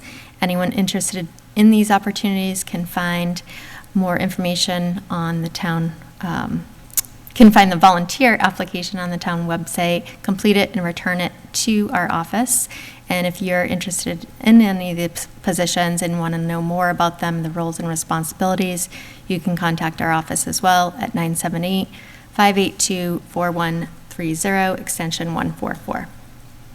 For employment opportunities with the town, we currently have openings for an administrative assistant for conservation, which is 10 hours a week, assistant town accountant, which is 32 hours a week, facilities superintendent, which is 40 hours a week, finance director, which is 40 hours a week, which is a contractual position, a heavy equipment operator, which is 40 hours a week, police officer, which is 40 hours a week, veteran service agent, which the time varies by week, videographer, which is on average 2 to 10 hours a week. Information on these job postings can also be found on the website under employment. An update on 925 Mass Ave. The contractor hired by the EPA has removed the canopy structure and is currently working on removal of the underground storage tanks. And as they perform the removal of the tanks, they're required to do meter testings of the soil. And they did find today the presence of recording over 100 parts per million volume, which is required to be reported to Mass DOP once it's over 100. So that will be something we will need to do. The reporting to DEP is not part of the scope under EPA. So I spoke with the consultant that we've used for many years from the Beta Group, Joe McLaughlin. If you remember, he came to one of the meetings when we discussed the liability aspect of moving forward in the foreclosure. So he's going to help us with that piece of moving forward. It will not hold up the work that the EPA has contracted to do. It's just a requirement that we're required to notify Mass DEP within 72 hours. So the liability part is because we took this through a tax taking, it puts the town in a better position as far as the remediation, any remediation plan needed, as well as if we're actively seeking to sell the property. That's an important component as well. And especially we'll be applying for that grant, seeking technical assistance from Mass Development. These all play in favor of the town. This also, we're hoping that the limited soil removal that's part of the scope of the EPA and the contractor they hired will maybe take care of the issue itself, because where it was found in proximity to the one tank that it was found in the area is a close proximity. Okay. Open meeting law, public records, conflict of interest training. I've coordinated with town council to do a training, and our tentative date would be June 22nd. We would have a staff training during the day and evening training for all board, committee, and commission members. So as we get more details on a location, I'll be sending that out to everyone. Great. Welcome to Lunenburg sign. We're contacted by the North Central Chamber of Commerce, and they've offered us a welcome to Lunenburg sign that's sponsored by the chamber. And they would take care of all the construction, and we would just provide them the color, the town seal, and it would look similar to the sign depicted in the picture that Sterling had installed. It would be made of a composite material, and that's for longevity and durability of time, so low maintenance cost as well. And this would have to be put in a gateway location on town-owned property, not near state-owned property due to the constraints on state-owned property, obviously. So I would work with the DPW director in identifying appropriate location in a gateway location to the town. So 2A is obviously out. I'm sorry. So 2A Yes, is out, okay. 2A is But is 13, I never understand, I always get conflicting reports. Is 13 a state road, or is that a faux state road? I'd have to I ask. think it's not. I think it's a route number, but I don't think it's a state road. Okay. And then, of course, it'd be Mr. Shirley Road, I guess. Yeah. So All right. that's all I have for tonight. Thank you. Any questions related to the town manager's report this evening? All right. So for old business, we're going to go to the town manager report and, not the town manager's evaluation. So each year, as a reminder, the select board completes a evaluation for the town manager. Each member completes their own individual evaluation, and then the chair of the board completes a composite. The composite evaluation becomes the public record, and the individual evaluations go into the town manager's personnel file, but do not become a public record. Do you have a printed copy that I can read? I can also read along, if not. All right, thank you. All right, so we're going to present the composite evaluation. I first want to confirm with Mr. Alonso and Mr. Franco that you've had the opportunity to review the composite, and as well as the other evaluations that are submitted. I have. All right. Thank you, I have Mr. as well. Franco. Yeah. On the front end, are there any modifications that you're requesting? Nope. Okay. So we will present the composite evaluation to the, for the town manager. So part one, performance evaluation of the prior year goals. This is an evaluation of the town manager's progress toward the goals. The select board identified that of the three goals, redeveloping and reusing 925 Mass Ave, that was ongoing. The long-term staffing plan was ongoing, and the employee recruitment, recognition, and retention plan is also in progress and ongoing. There was notable progress made in all areas during the rating period. Mr. Chair, if I may interrupt at this point, at least on the composite on our drive, that page does not have anything. So while I don't disagree with what you've said, I would say that we really should have something on this prior year goal to that effect. Okay. Can I just ask a question too? The goal number 1 for 925 Mass Ave, although obviously there's additional work to be done. The 2 action items were completed. Yes.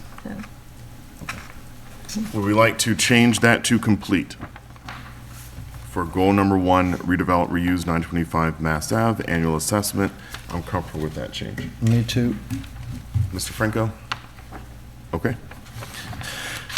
All right. So the rating scale is a not observed or a 0 through 4. A 0 is unsatisfactory, a 1 is a needs improvement, a 2 is a meets expectations, a 3 is often exceeds expectations, and a 4 is consistently exceeds expectations. There are 8 different areas by which the town manager was evaluated, and in all areas, the town manager met the expectation or exceeded it. So first, individual characteristics or professionalism. This is related to the ideals of honor and integrity, treating others fairly, maintaining an open, approachable manner, etc. I'm summarizing there. The board evaluated the town manager as a overall 4, which is, again, consistently exceeds expectations. And the town manager was challenged by a difficult year, in large part due to blistering and frequently unfair public attacks. Heather was objective, personable, honest, collaborative, fair, reliable, level-headed, and calm. She managed a large volume of emails and Freedom of Information Act requests with integrity and an even temperament. In section number 2, which is problem solving and decision-making and planning, the board overall evaluated as a 3.25, which again is often exceeds expectations, going towards consistently exceeds expectations. This is an area that has proven to be a strength, the comment. This is an area that has proven to be a strength for Heather. The normal rhythm of budget season was disrupted by public concern following receipt of Q3 and Q4 tax bills. Heather was able to diligently work with her team to handle the incredible workload of the tax crisis and maintain the usual workload of business and town hall. The town manager met all crucial timelines leading to town meeting and provided a digestible budget and capital plan. Heather takes a long-range approach to planning and works incrementally to achieve long-term objectives. In the area of professional skills and knowledge, the town manager received a rating of 3.75, which again is really close to consistently exceeds expectation and is above often exceeds expectations. The comment is that Heather has an impressive set of knowledge and knows the role of town manager inside and out. She's a member of multiple professional organizations, consistently improves her knowledge base, and collaborates with neighboring town leaders and the town senator and representatives. Her ability to strategically network, paired with her desire to self-improve, allows her to be resourceful and stay attuned with new ideas, policies, and laws that affect the town. She provides informed opinions and is a great communicator both in person and in writing. Number 4, organizational leadership and personnel management. The town manager received a rating of 2.25, which is meeting the expectation. Heather has sustained all previous improvements and meets the expectations of her position. She has been successful in identifying personnel needs, creating new roles supported by existing workloads, and incorporating new positions into the government. While there's hope and confidence that the town will see positive results in the future due to Heather's organizational planning, a majority of the board has identified this as an area that would benefit from more attention and development. Heather relies heavily upon her department heads to work proficiently and is perceived at times of having a hands-off managerial style. In the future, it would be beneficial for Heather or her designee to provide regular professional development for all staff that, among other things, trains personnel on effective communication techniques, as several communications from key staff notably missed the mark. One member would like for Heather to revisit the minute-taking position's hours and instead develop an internship program with Fitchburg State University and Lunenburg High School. In the area of number 5, the area of community and public relations, the town manager received a 3.25 rating, often exceeds expectations. The comments are that Heather is an engaged, approachable, informed, caring, and even-handed leader. She directly engaged with E.L. Harvey to ensure that residents receive a higher quality trash service than was initially provided, and volunteered with the Lions Club Food Pantry, the Boys and Girls Club, and the Salvation Army. She has an open communication with state legislatures and regularly attends community events. Heather's steady involvement and cooperation with the Select Board to craft an effective senior tax relief program is highly appreciated and representative of the care she has for the town residents. The town manager handled a plethora of public inquiries and Freedom of Information Act requests with appropriate attention. The second half of the rating year was challenging due to the tax crisis, and while most members believed that she was a good face of the town, minority opinion was that information was not clearly or effectively communicated to the public in a timely manner. The sixth area, fiscal management. Heather received an overall rating of 4, consistently exceeds expectations. The comments, fiscal management continues to be Heather's strength, and the town continues to be in an exceptionally healthy financial position, as confirmed by a clean and glowing annual audit provided by Powers and Sullivan. Heather's conservative budgeting practices meets the needs of the community, reserves money for future needs, and allows for increased funding for capital projects that have been deferred or overlooked. Heather diligently follows our established fiscal policies and keeps excellent tabs on all aspects of our financial situation that impacts the town's debt and bond rating, assuring us with competitive access to capital when and if needed. The seventh area is relations with members of the board. On this, Heather received a rating of 3.5. The comment is that Heather always makes times for questions and concerns and is fair in disseminating information to the entire board and being willing to meet with any member to discuss items of particular interest or concern. She is respectful and engaged and follows up and reaches out when needed. She is also receptive to arguments counter to her positions and advice. It is noted that a member expressed concern that some information related to the tax crisis was not shared in a timely manner. Under reporting, the town manager received a rating of 3.75, and the comments are that Heather's weekly town manager reports, as well as her communications between meetings, is timely and thorough, and there is no doubt that she has her finger on the pulse of the town of Lunenburg. Communications are comprehensive and clear, and revisions to the capital plan, 5-year forecast, and budget documents are accompanied by a strong explanatory narrative. All communications are well thought out and researched. It is noted that information has been uploaded to the Google Drive more regularly in advance, and that some presentations should be better formatted to view on television or Zoom when meetings are broadcast. So part 3 is the overall performance summary, and what's noted is the best achievement, the subject which would benefit from further attention, and then general comments. The best achievement was identified as financial management, project management, and tax crisis management. The comments, Heather was able to manage capital projects effectively with specific progress on the demolition of the old primary school and progress toward the town taking possession of 925 Mass Ave, which is the old gas station. Heather excelled at budgeting and financial management and provided critical support that enabled the Select Board to present and town meeting to pass senior tax relief. She also handled the pressure and scrutiny of managing the tax crisis effectively. This was all on display in a smooth as silk 3-hour town meeting. And I do like that phrase from a member. A subject which would benefit from most from further attention, personnel management. The board is uniform in its assessment that while Heather is a strong leader and has made notable progress in this area and is able to meet the expectations of her role, there's a need for a more focused lens on the management of her direct reports and fostering a supportive environment across all departments in which personnel are mentored, trained, and more directly supervised. There's a need for a multi-year plan that details facility deficiencies and a desire for a more collaborative hiring process that invites elected officials onto hiring committees.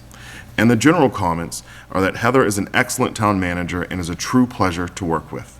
The board and the town are fortunate to have such a capable leader at the helm, and Heather's dedication to her job and staff is self-evident.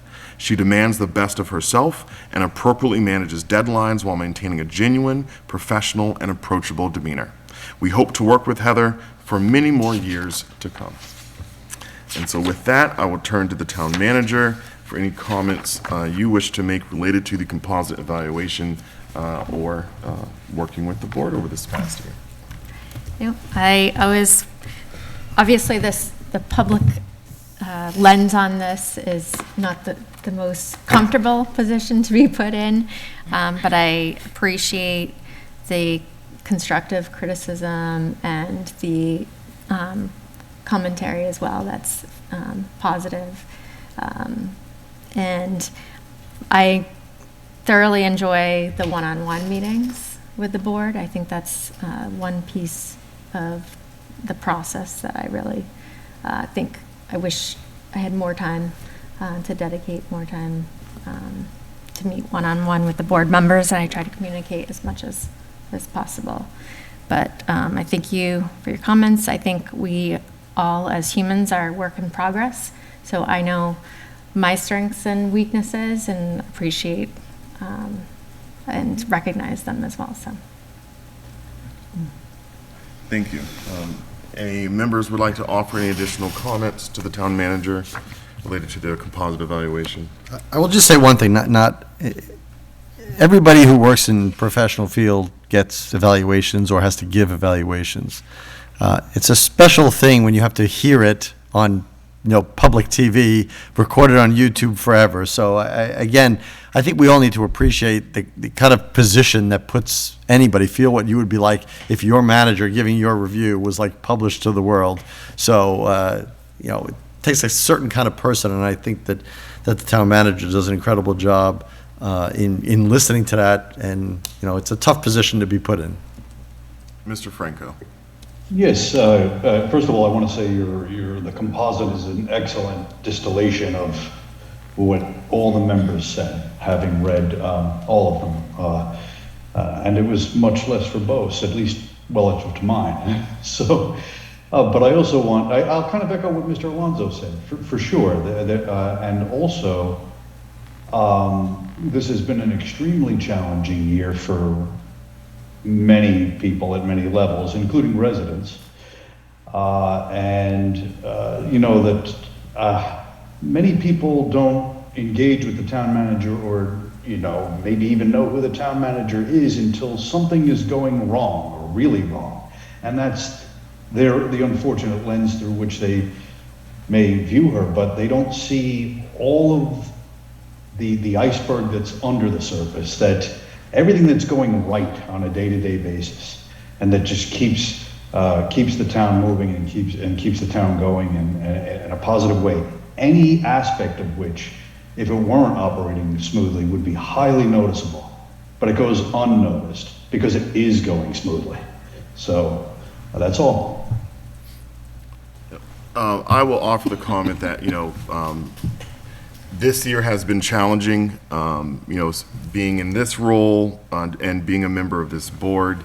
The relationship between the chair and town manager has to be a close one, and I really appreciate Heather's openness. I know that I can be a little quirky, especially as you get to know me. So I appreciate Heather's openness. And, over the year, we've really, over my tenure here on this board, I think we've developed a really healthy working relationship. And the amount of time that you and I spend together, I think most people don't know, but, these meetings for me are about 20% of the time that I give to the town, and the other 80% is outside of these meetings. And Heather and I spend a significant amount of time talking during her commutes in or her commutes home, check-ins during the day, and there's just a lot that's discussed. And I find Heather to always consistently be, without deviation, excessively professional in her interactions, in her approach. She really just is geared for this kind of role. I think, I've thought like, well, how would I do if I was in Heather's position? And I consistently say to myself, nowhere near as good. So I want to thank you, Heather, for all the work that you do. thank you. All right.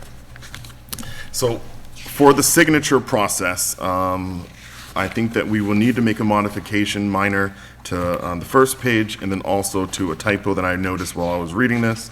I forgot a word "to," and then I will make that, give it to the town manager, so we can all make a point to come in and sign this over the next week or so. That'd be good. And to the new members, because this is for the last rating period, this is not something that we look for you to sign. Okay. Next on our agenda, we have our ARPA. So the reason why this is on the agenda tonight, and again, just have to look at the modify, discussion of ARPA funding requests. So the intent tonight is not to go into too much detail about the ARPA request, but really just to lay out kind of the information that we've received. So at the last meeting, we made reference to the fact that the debt ceiling seems to be, that's happening. Let me step back. ARPA's federal dollars. There was reference made at the last meeting to negotiations ongoing related to the debt ceiling.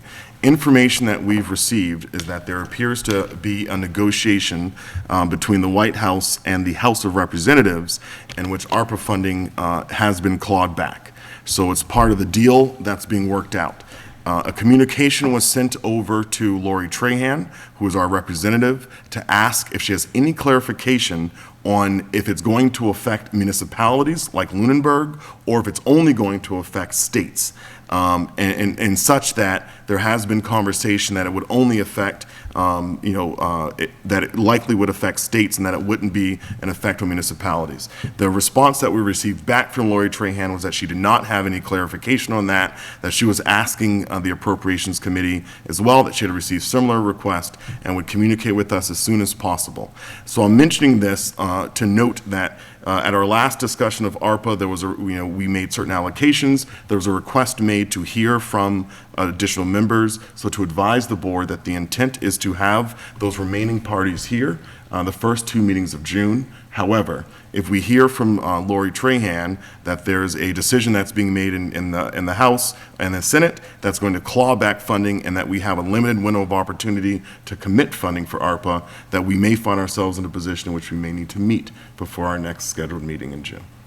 So that was really the only intent of adding this to the agenda tonight, just so I can say that and answer any questions or receive any questions that we can then forward on to anybody else. Did you want to add Just any additional? that we have not received any further correspondence from Congresswoman Trahan's office. Thank you. Okay. Yes. I have one. I think the town manager asked this question, and we're waiting for an answer, but maybe you can just confirm publicly. Whether funds that are committed or under contract, or we already have a contract for these funds, what could be in scope for them taking back? We don't know, right? They don't have to Correct. be, we don't know if they have to be spent or committed. Correct. That question was asked, and that was something they were going to look into, but we have not received a response. So hopefully we'll hear that answer in addition to the state versus municipality. Okay. Okay. All right, for current business, so we, following the election, it is the habit of the board, tradition of the board, and all boards, to conduct a reorganization of the select board. So the way that we conduct this process here is that we open ourselves, we go position by position, starting with the chair, moving to vice chair, and then moving to clerk, in which we ask for nominations. All nominations are accepted at the same time, and then we will vote on those nominations. So the first position. Oh, sorry. Can I ask a question? Yes. So seeing how I was sworn in like 30-something hours ago, I feel that it's premature for me to even consider nominations, voting for chair, vice chair, especially in light, I haven't even had a chance to talk to Mr. Franco, seeing as he's out of country. And I was wondering, and if it takes a motion, I'm happy to make one, if it's possible to postpone to the next meeting to give a chance for, I don't want to speak for Caesar, but I mean, I know for me being just sworn in and again, not had the chance to talk to the more senior members of the board and interact, if there would be an opportunity to do that. Yeah, my opinion is that, this is typically what occurs following the election. Do you want to add anything to this, Mr. Alonso? Your thoughts? Well, having heard this for the first time, and I would say that I remember being in both Caesar's and Renee's seat and probably not having the gumption to say that, but I felt in the same position. It was like, you want me to vote? I barely know some of these people, and I was running a campaign, and any contact I had with any of these people would be on a campaign level. And, I think choosing officers, what I'm saying is that it makes sense, and I know in our policy, it says that people would do it on the first cause. I'm amazed it's never come up before, to be very honest. And so I understand where the request is being made, and since we don't have a meeting next week, I don't know that there's an urgency, but I understand the logic behind it, at least to get, somebody's feet under them. Yeah. So I would support the motion. I would just add, my view of the select board has been as a member of the public. Yeah. And so I haven't been able to have more open discussion with the members that I have spoken to up to this point. I'm inclined, I think I tend to be a little black and white when it comes to rules. I'm inclined to follow our policy, but I certainly will open to the board. The board has the ability to suspend our policies as well. Mr. Franco. Yeah, I appreciate Renee's position and concern there. I felt the same thing 2 years ago. However, I would, just to play the devil's advocate here, and perhaps after you hear this, Renee, you will feel more comfortable or not. Please let me know.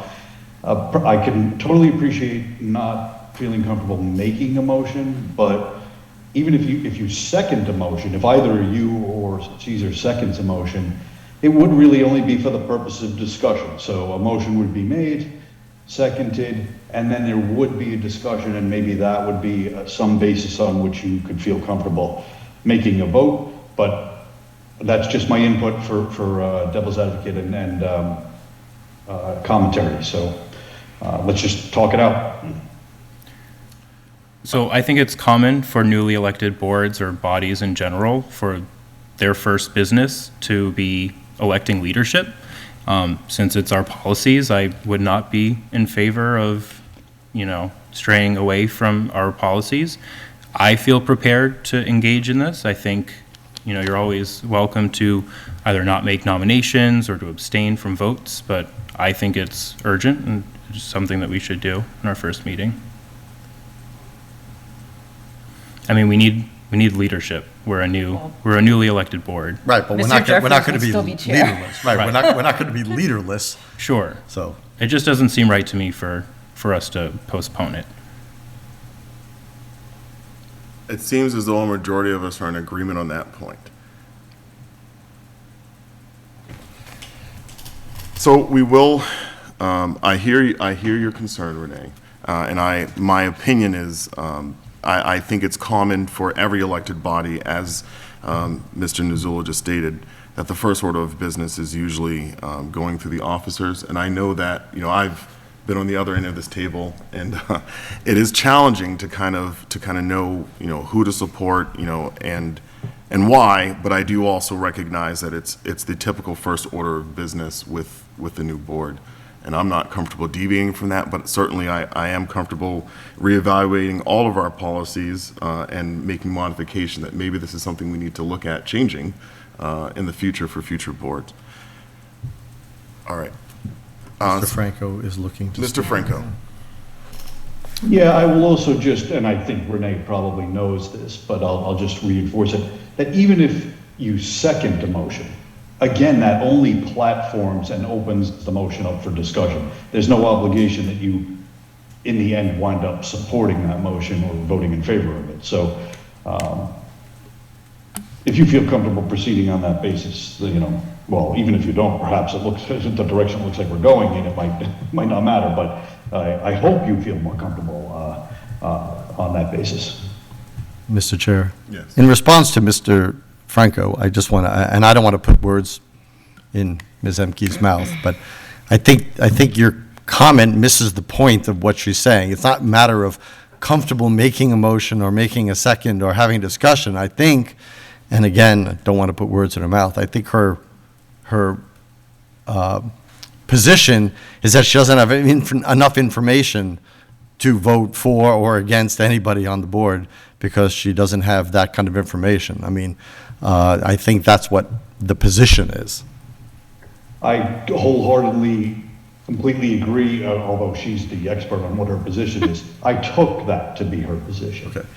What I'm saying is that once a motion has been made, if one of the two members, for example, seconds it, now we do open up that nomination for discussion, and during the course of that discussion, information comes out, and such as, for example, why this more senior members of the board might or might not support a motion in favor of a certain candidate. So I'm just kicking that back. That said, I totally appreciate Renee's concern and whether and you know, the desire to acquire more information. So you know, I can probably go either way on this, but that's just an additional point. All right. Are there nominations from the board for chair? Mr. Franco. I move to nominate Michael Ray Jeffries for the position of Select Board Chair. I second that nomination. Are there any additional nominations for chair? We have a motion and a second. This is a roll call vote. Mr. Franco, oh, discussion, I'm sorry, discussion. Mr. Franco. Yes, we should have discussion. Yes, we should. I want to absolutely make clear that my motion to nominate Mr. Jeffries here is in no way a negative reflection on anyone else. It is that basically that while it has not been perfect by any means, I think you have overall led well. The chair has led well. He's seeking, or I'm hoping he's accepting of the nomination. I think that he has done enough to earn a second year at the position. That's all I have to say. Thank you, Mr. Franco. Certainly, I'm honored by the nomination. I also recognize that this has been a challenging year. To be in this role, to be in this position, I think that it's very important to hear feedback from members of the public, as I've heard, to hear feedback from my colleagues, as I've heard, and to make adjustments. So that way, I can be a better in certain aspects and sustain other areas where I think that we've made some good progress. But if elected as chair, I certainly will look to meet with all members of the board and be able to receive some feedback as members of the public or as members of this board, so that way as we go through the next year, we can incorporate some improvements and again sustain. Are there any other conversations we'd like to have related to this nomination? So Selectman Jeffries, coincidentally, happens to be the first person I met in Lunenburg after I moved here. He strongly encouraged me to get involved. He was the person I submitted my talent bank form to volunteer on the finance committee. His professionalism and his calm, cool, and collected nature were my first impressions of the select board and the leadership in town. I think we've really benefited from these leadership qualities, and that's why I'm supporting Selectman Jeffries for a second year as chair. Any other discussion on the motion? Roll call vote. Mr. Nizzolo. Aye. Ms. Imke. Present. Mr. Alonso. No. Mr. Franco. Aye. And an aye for myself. Nominations for the vice chair. Do we have any nominations for vice chair? I move to nominate Lou Franco for vice chair. I second that nomination. We have discussion on this topic. Yeah, I thank you for that, but I would accept that only if Mr. Alonso does not have an interest in remaining vice chair. I would defer to him first, so that I guess procedurally what I would say is don't withdraw the motion, but put it in abeyance while we consider if Mr. Alonso is amenable, or while we consider a motion to nominate Mr. Alonso vice chair rather, a motion that I would myself be happy to make. Yeah, first of all, thank you. I don't know why I would say thank you. That's not how these nominations work. So you were nominated. I think you'd make a fine vice chair. So I don't think you need approval from me or any tacit agreement or contingent agreement on whether I would want the role or not. So I think you'd make a fine vice chair. Thank you. Are there any other nominations for vice chair? I don't know if Mr. Alonso is interested in being vice chair, but I will nominate him for vice chair in case there is interest. To open that nomination up for discussion, I will second that.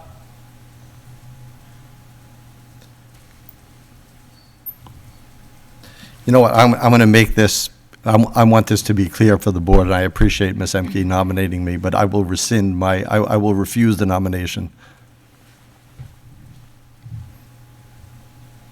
Okay. Ms. Imke, are you going to remove your nomination? Yes, I remove my nomination of Mr. Alonso. And Mr. Franco then removes his second, yes? Yes, I do.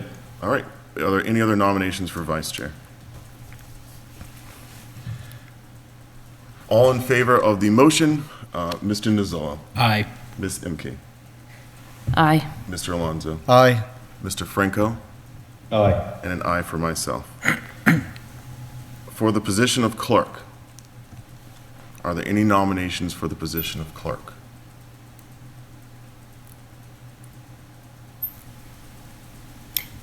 Could I just add, you might want to, for the newer members, might want to explain what's involved for a clerk position. The They might position think of clerk. It's not the minutes. So. First, there's a background check. All right. The FBI comes to your house. So the role of clerk on the select board is a limited role.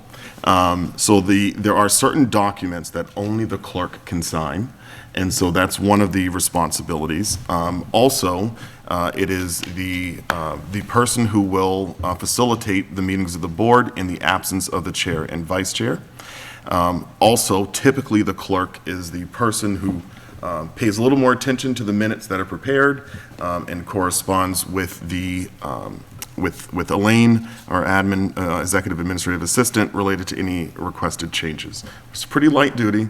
Are there any nominations? Are there any questions on that? No. Are there any nominations? Also, when we go into executive session, sometimes we have the clerk read that when we have public hearings. It's also often the clerk who reads the public hearing notice. Do we have any nominations for the position of clerk?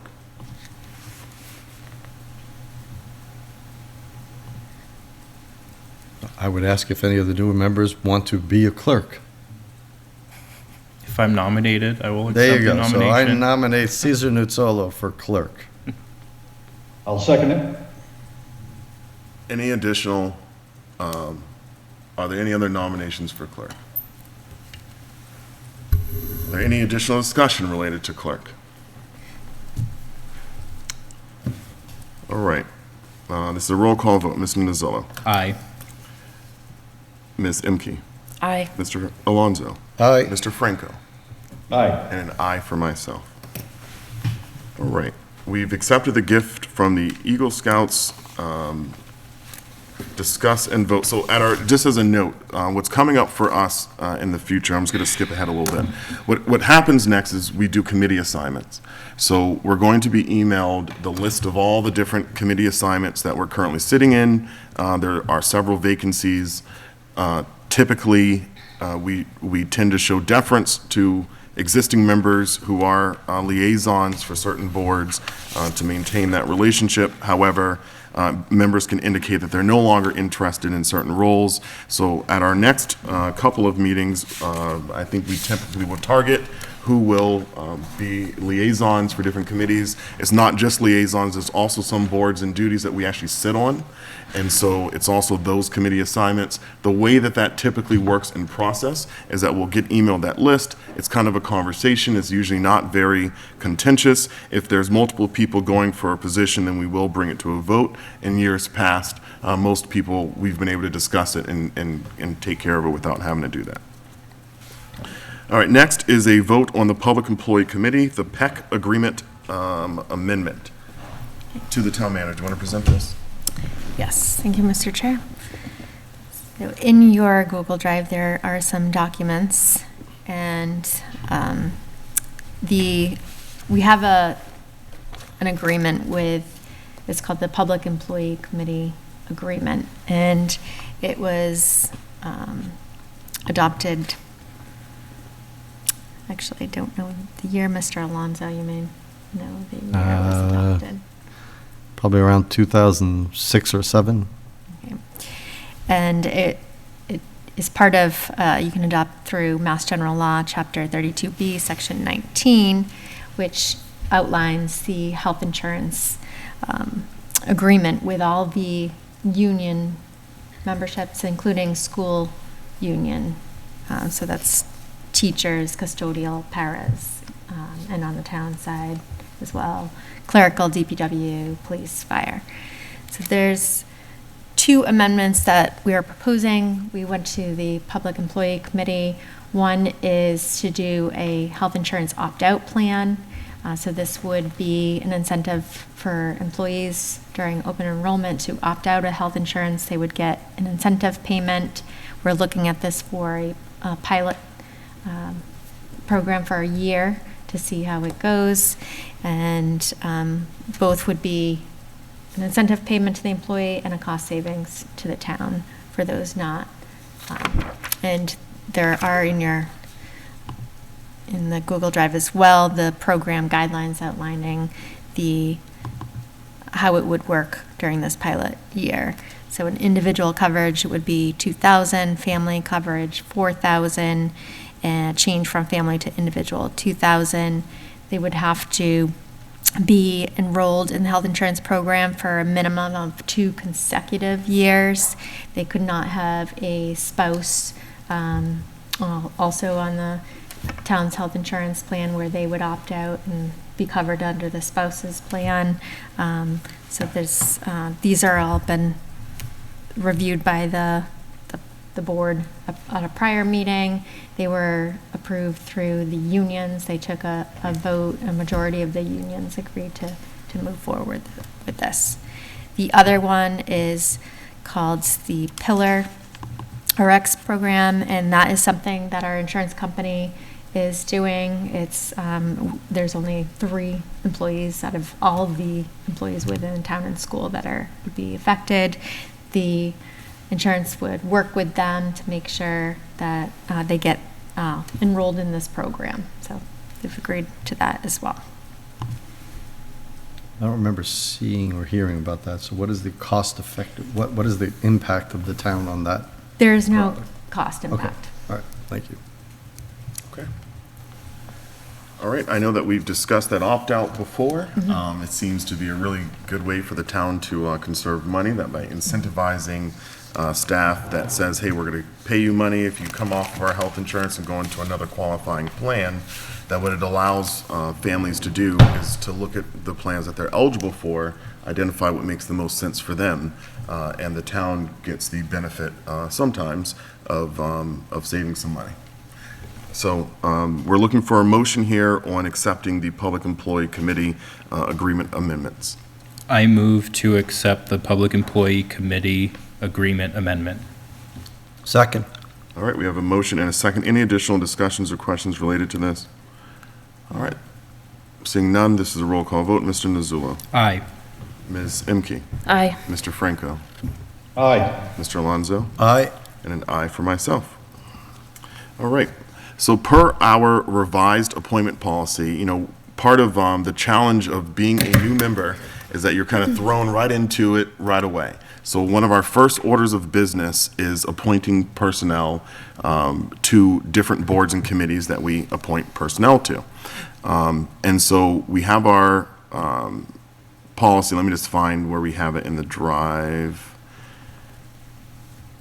Okay, so in our drive where we have people requesting appointment, what you're going to see is all the different boards that the select board appoints to. So what I want to do is I'm going to list all these different committees, and if there are any that we would like to request all applicants to come before us to interview for, please identify that by saying hold, and if not, then the select board will move forward with appointments without conducting interviews for those positions. As a general rule, I believe we hold that all new individuals who are seeking position will come before the board for an interview.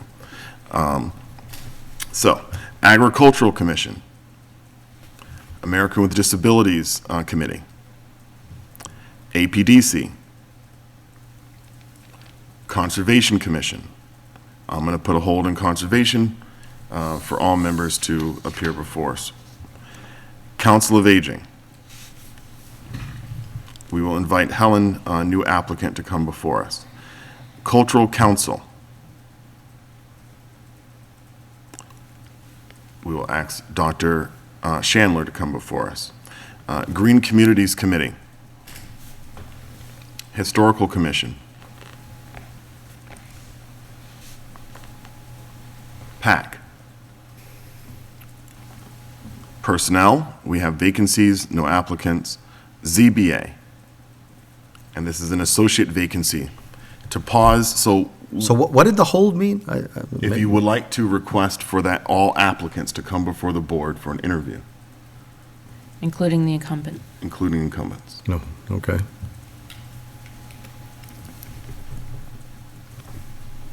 ZBA.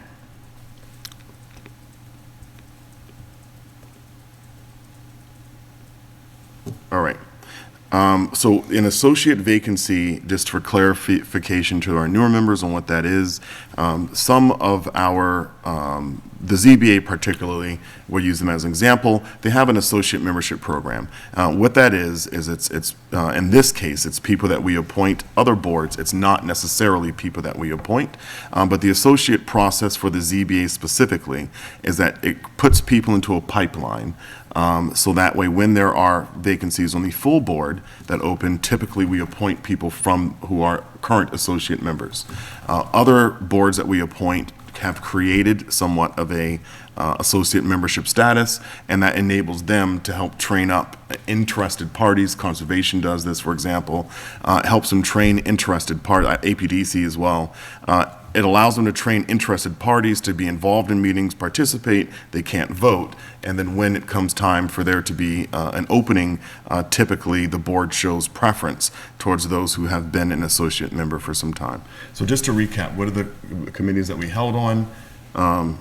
Conservation, I want to release my hold from Conservation and just ask for the new membership to come. Chris and Sam. I don't think there's a need for Richard Birch to come. Is there any? No.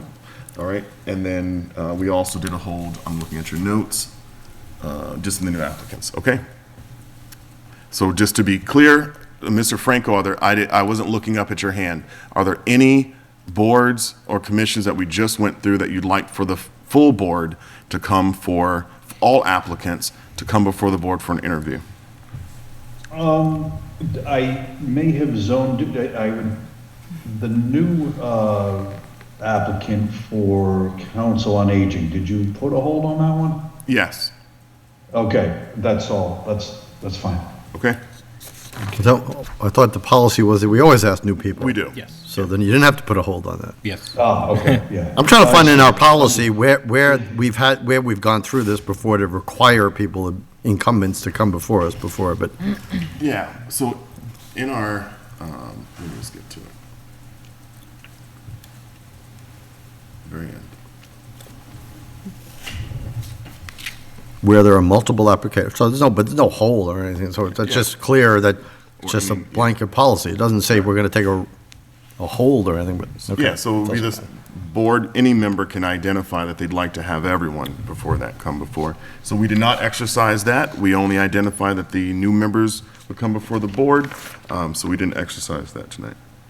For the conservation. No, I didn't, I withdrew that, just for Okay. the new members for conservation. So all new members to come before us, but no boards. Okay? And I believe that they're not required. I mean, if an incumbent wants to come before us, we'll hear them, especially if there's multiple, right? They're allowed to come in, one would guess, just don't have to come in. Correct. Okay. I just want to make sure that we reach out to them and ask them, and then, or make some comment that they didn't show up because they weren't invited, that's all. Okay, to our minutes, warrants, action items.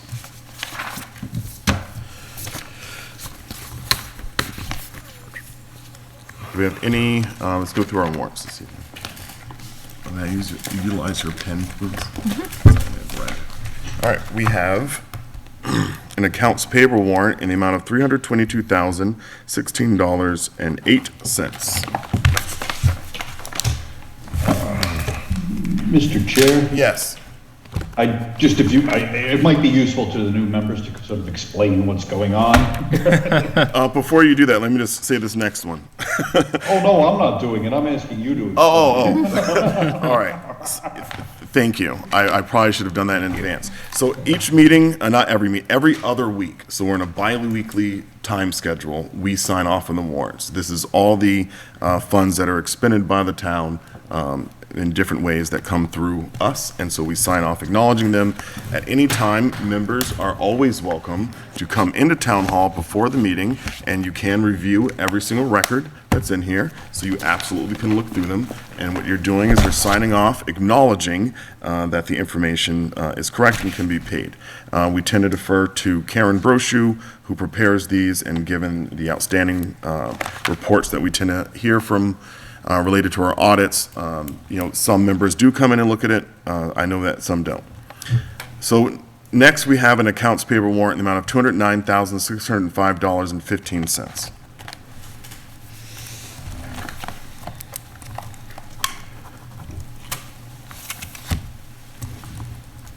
We have a payroll warrant in the amount of $954,616.74. Do we have any action items this evening? Action items are items that you would like for the town manager to follow up on, questions that you have from a town department that you'd like the town manager to follow up on, really anything that you'd like for us, any fellow member, or the town manager to follow up on. Do we have any action items this evening? All right. Committee reports. Any committee reports this evening?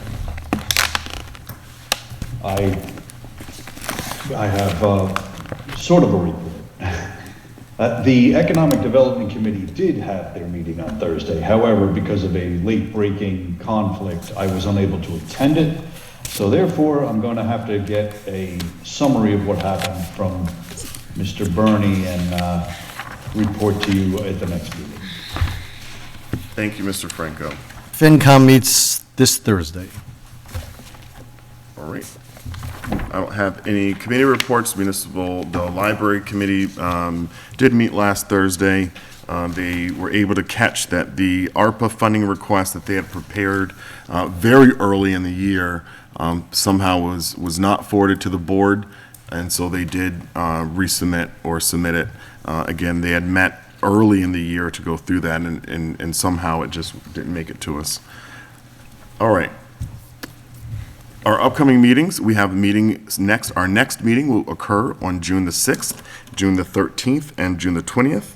Again, on the 6th, we will have the Water District. We've asked for a presentation from the Water District related to their ARPA request, and there are also other personnel scheduled related to ARPA. So for the new members, I will certainly be in touch. Please be sure that you get signed up with town email if you don't already have it. Also, that you get access to the Google Drive. There is an issue with the second step verification, so you will, it's not okay. anymore, it's resolved. I am now the point of contact. Okay, perfect. So if you have any issues, reach out to Heather, and she'll text you that code right back. All right.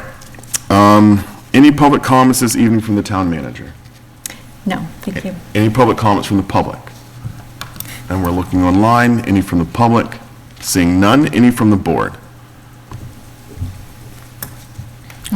Lou has his hand raised. Lou? Yeah, I just want to remind, just to follow on, I said it at the beginning, and you reminded us that the water district will be here on the 6th. So I just want to put it out there that members of the public interested in engaging with and, have questions for the water district or concerns should report during that allotted time that the water district is going to be here on the 6th. I do have, I want to go back if I may. I did think of an action item. I know I was on the Board of Assessors meeting today, and they're beginning the abatement hearings in their executive session. And I would ask the town manager, as I have in the past, that when they make those decisions, and those decisions are logged, that they are public, and I would ask that instead of me having to go there and ask, that we come up with a tally every week of how much has been abated. I don't care about the properties individually. It would be nice if we knew the properties individually, but I'm more interested in the rolling tally of how much has been abated. And also to the new members, they get easier from here, by the way. The meetings get easier. You feel less uncomfortable. All right.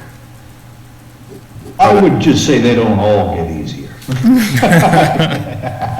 The meetings don't get easier, but you feel more comfortable in the meetings, right? You don't have the imposter syndrome possibility, or you shouldn't. Right. All right. Any other public comments from the board this evening? Okay, again, our next meeting will occur on June the 6th. Please come out to the Memorial Day program. It's going to be located right across from the Adult Activity Center, formerly known as the Council Senior Center, also known as the Eagle House. The program starts at 10 a.m. We have some exciting guests coming, so we hope to see you there. And until then, please stay safe. Do your best to stay warm. Make sure you're helping out with the pollinators, and I hope you guys have a wonderful, wonderful evening. Motion to Motion to adjourn. Motion to adjourn. So moved. Roll call. Mr. Nizzolo. Aye. Ms. Imke. Aye. Mr. Franco.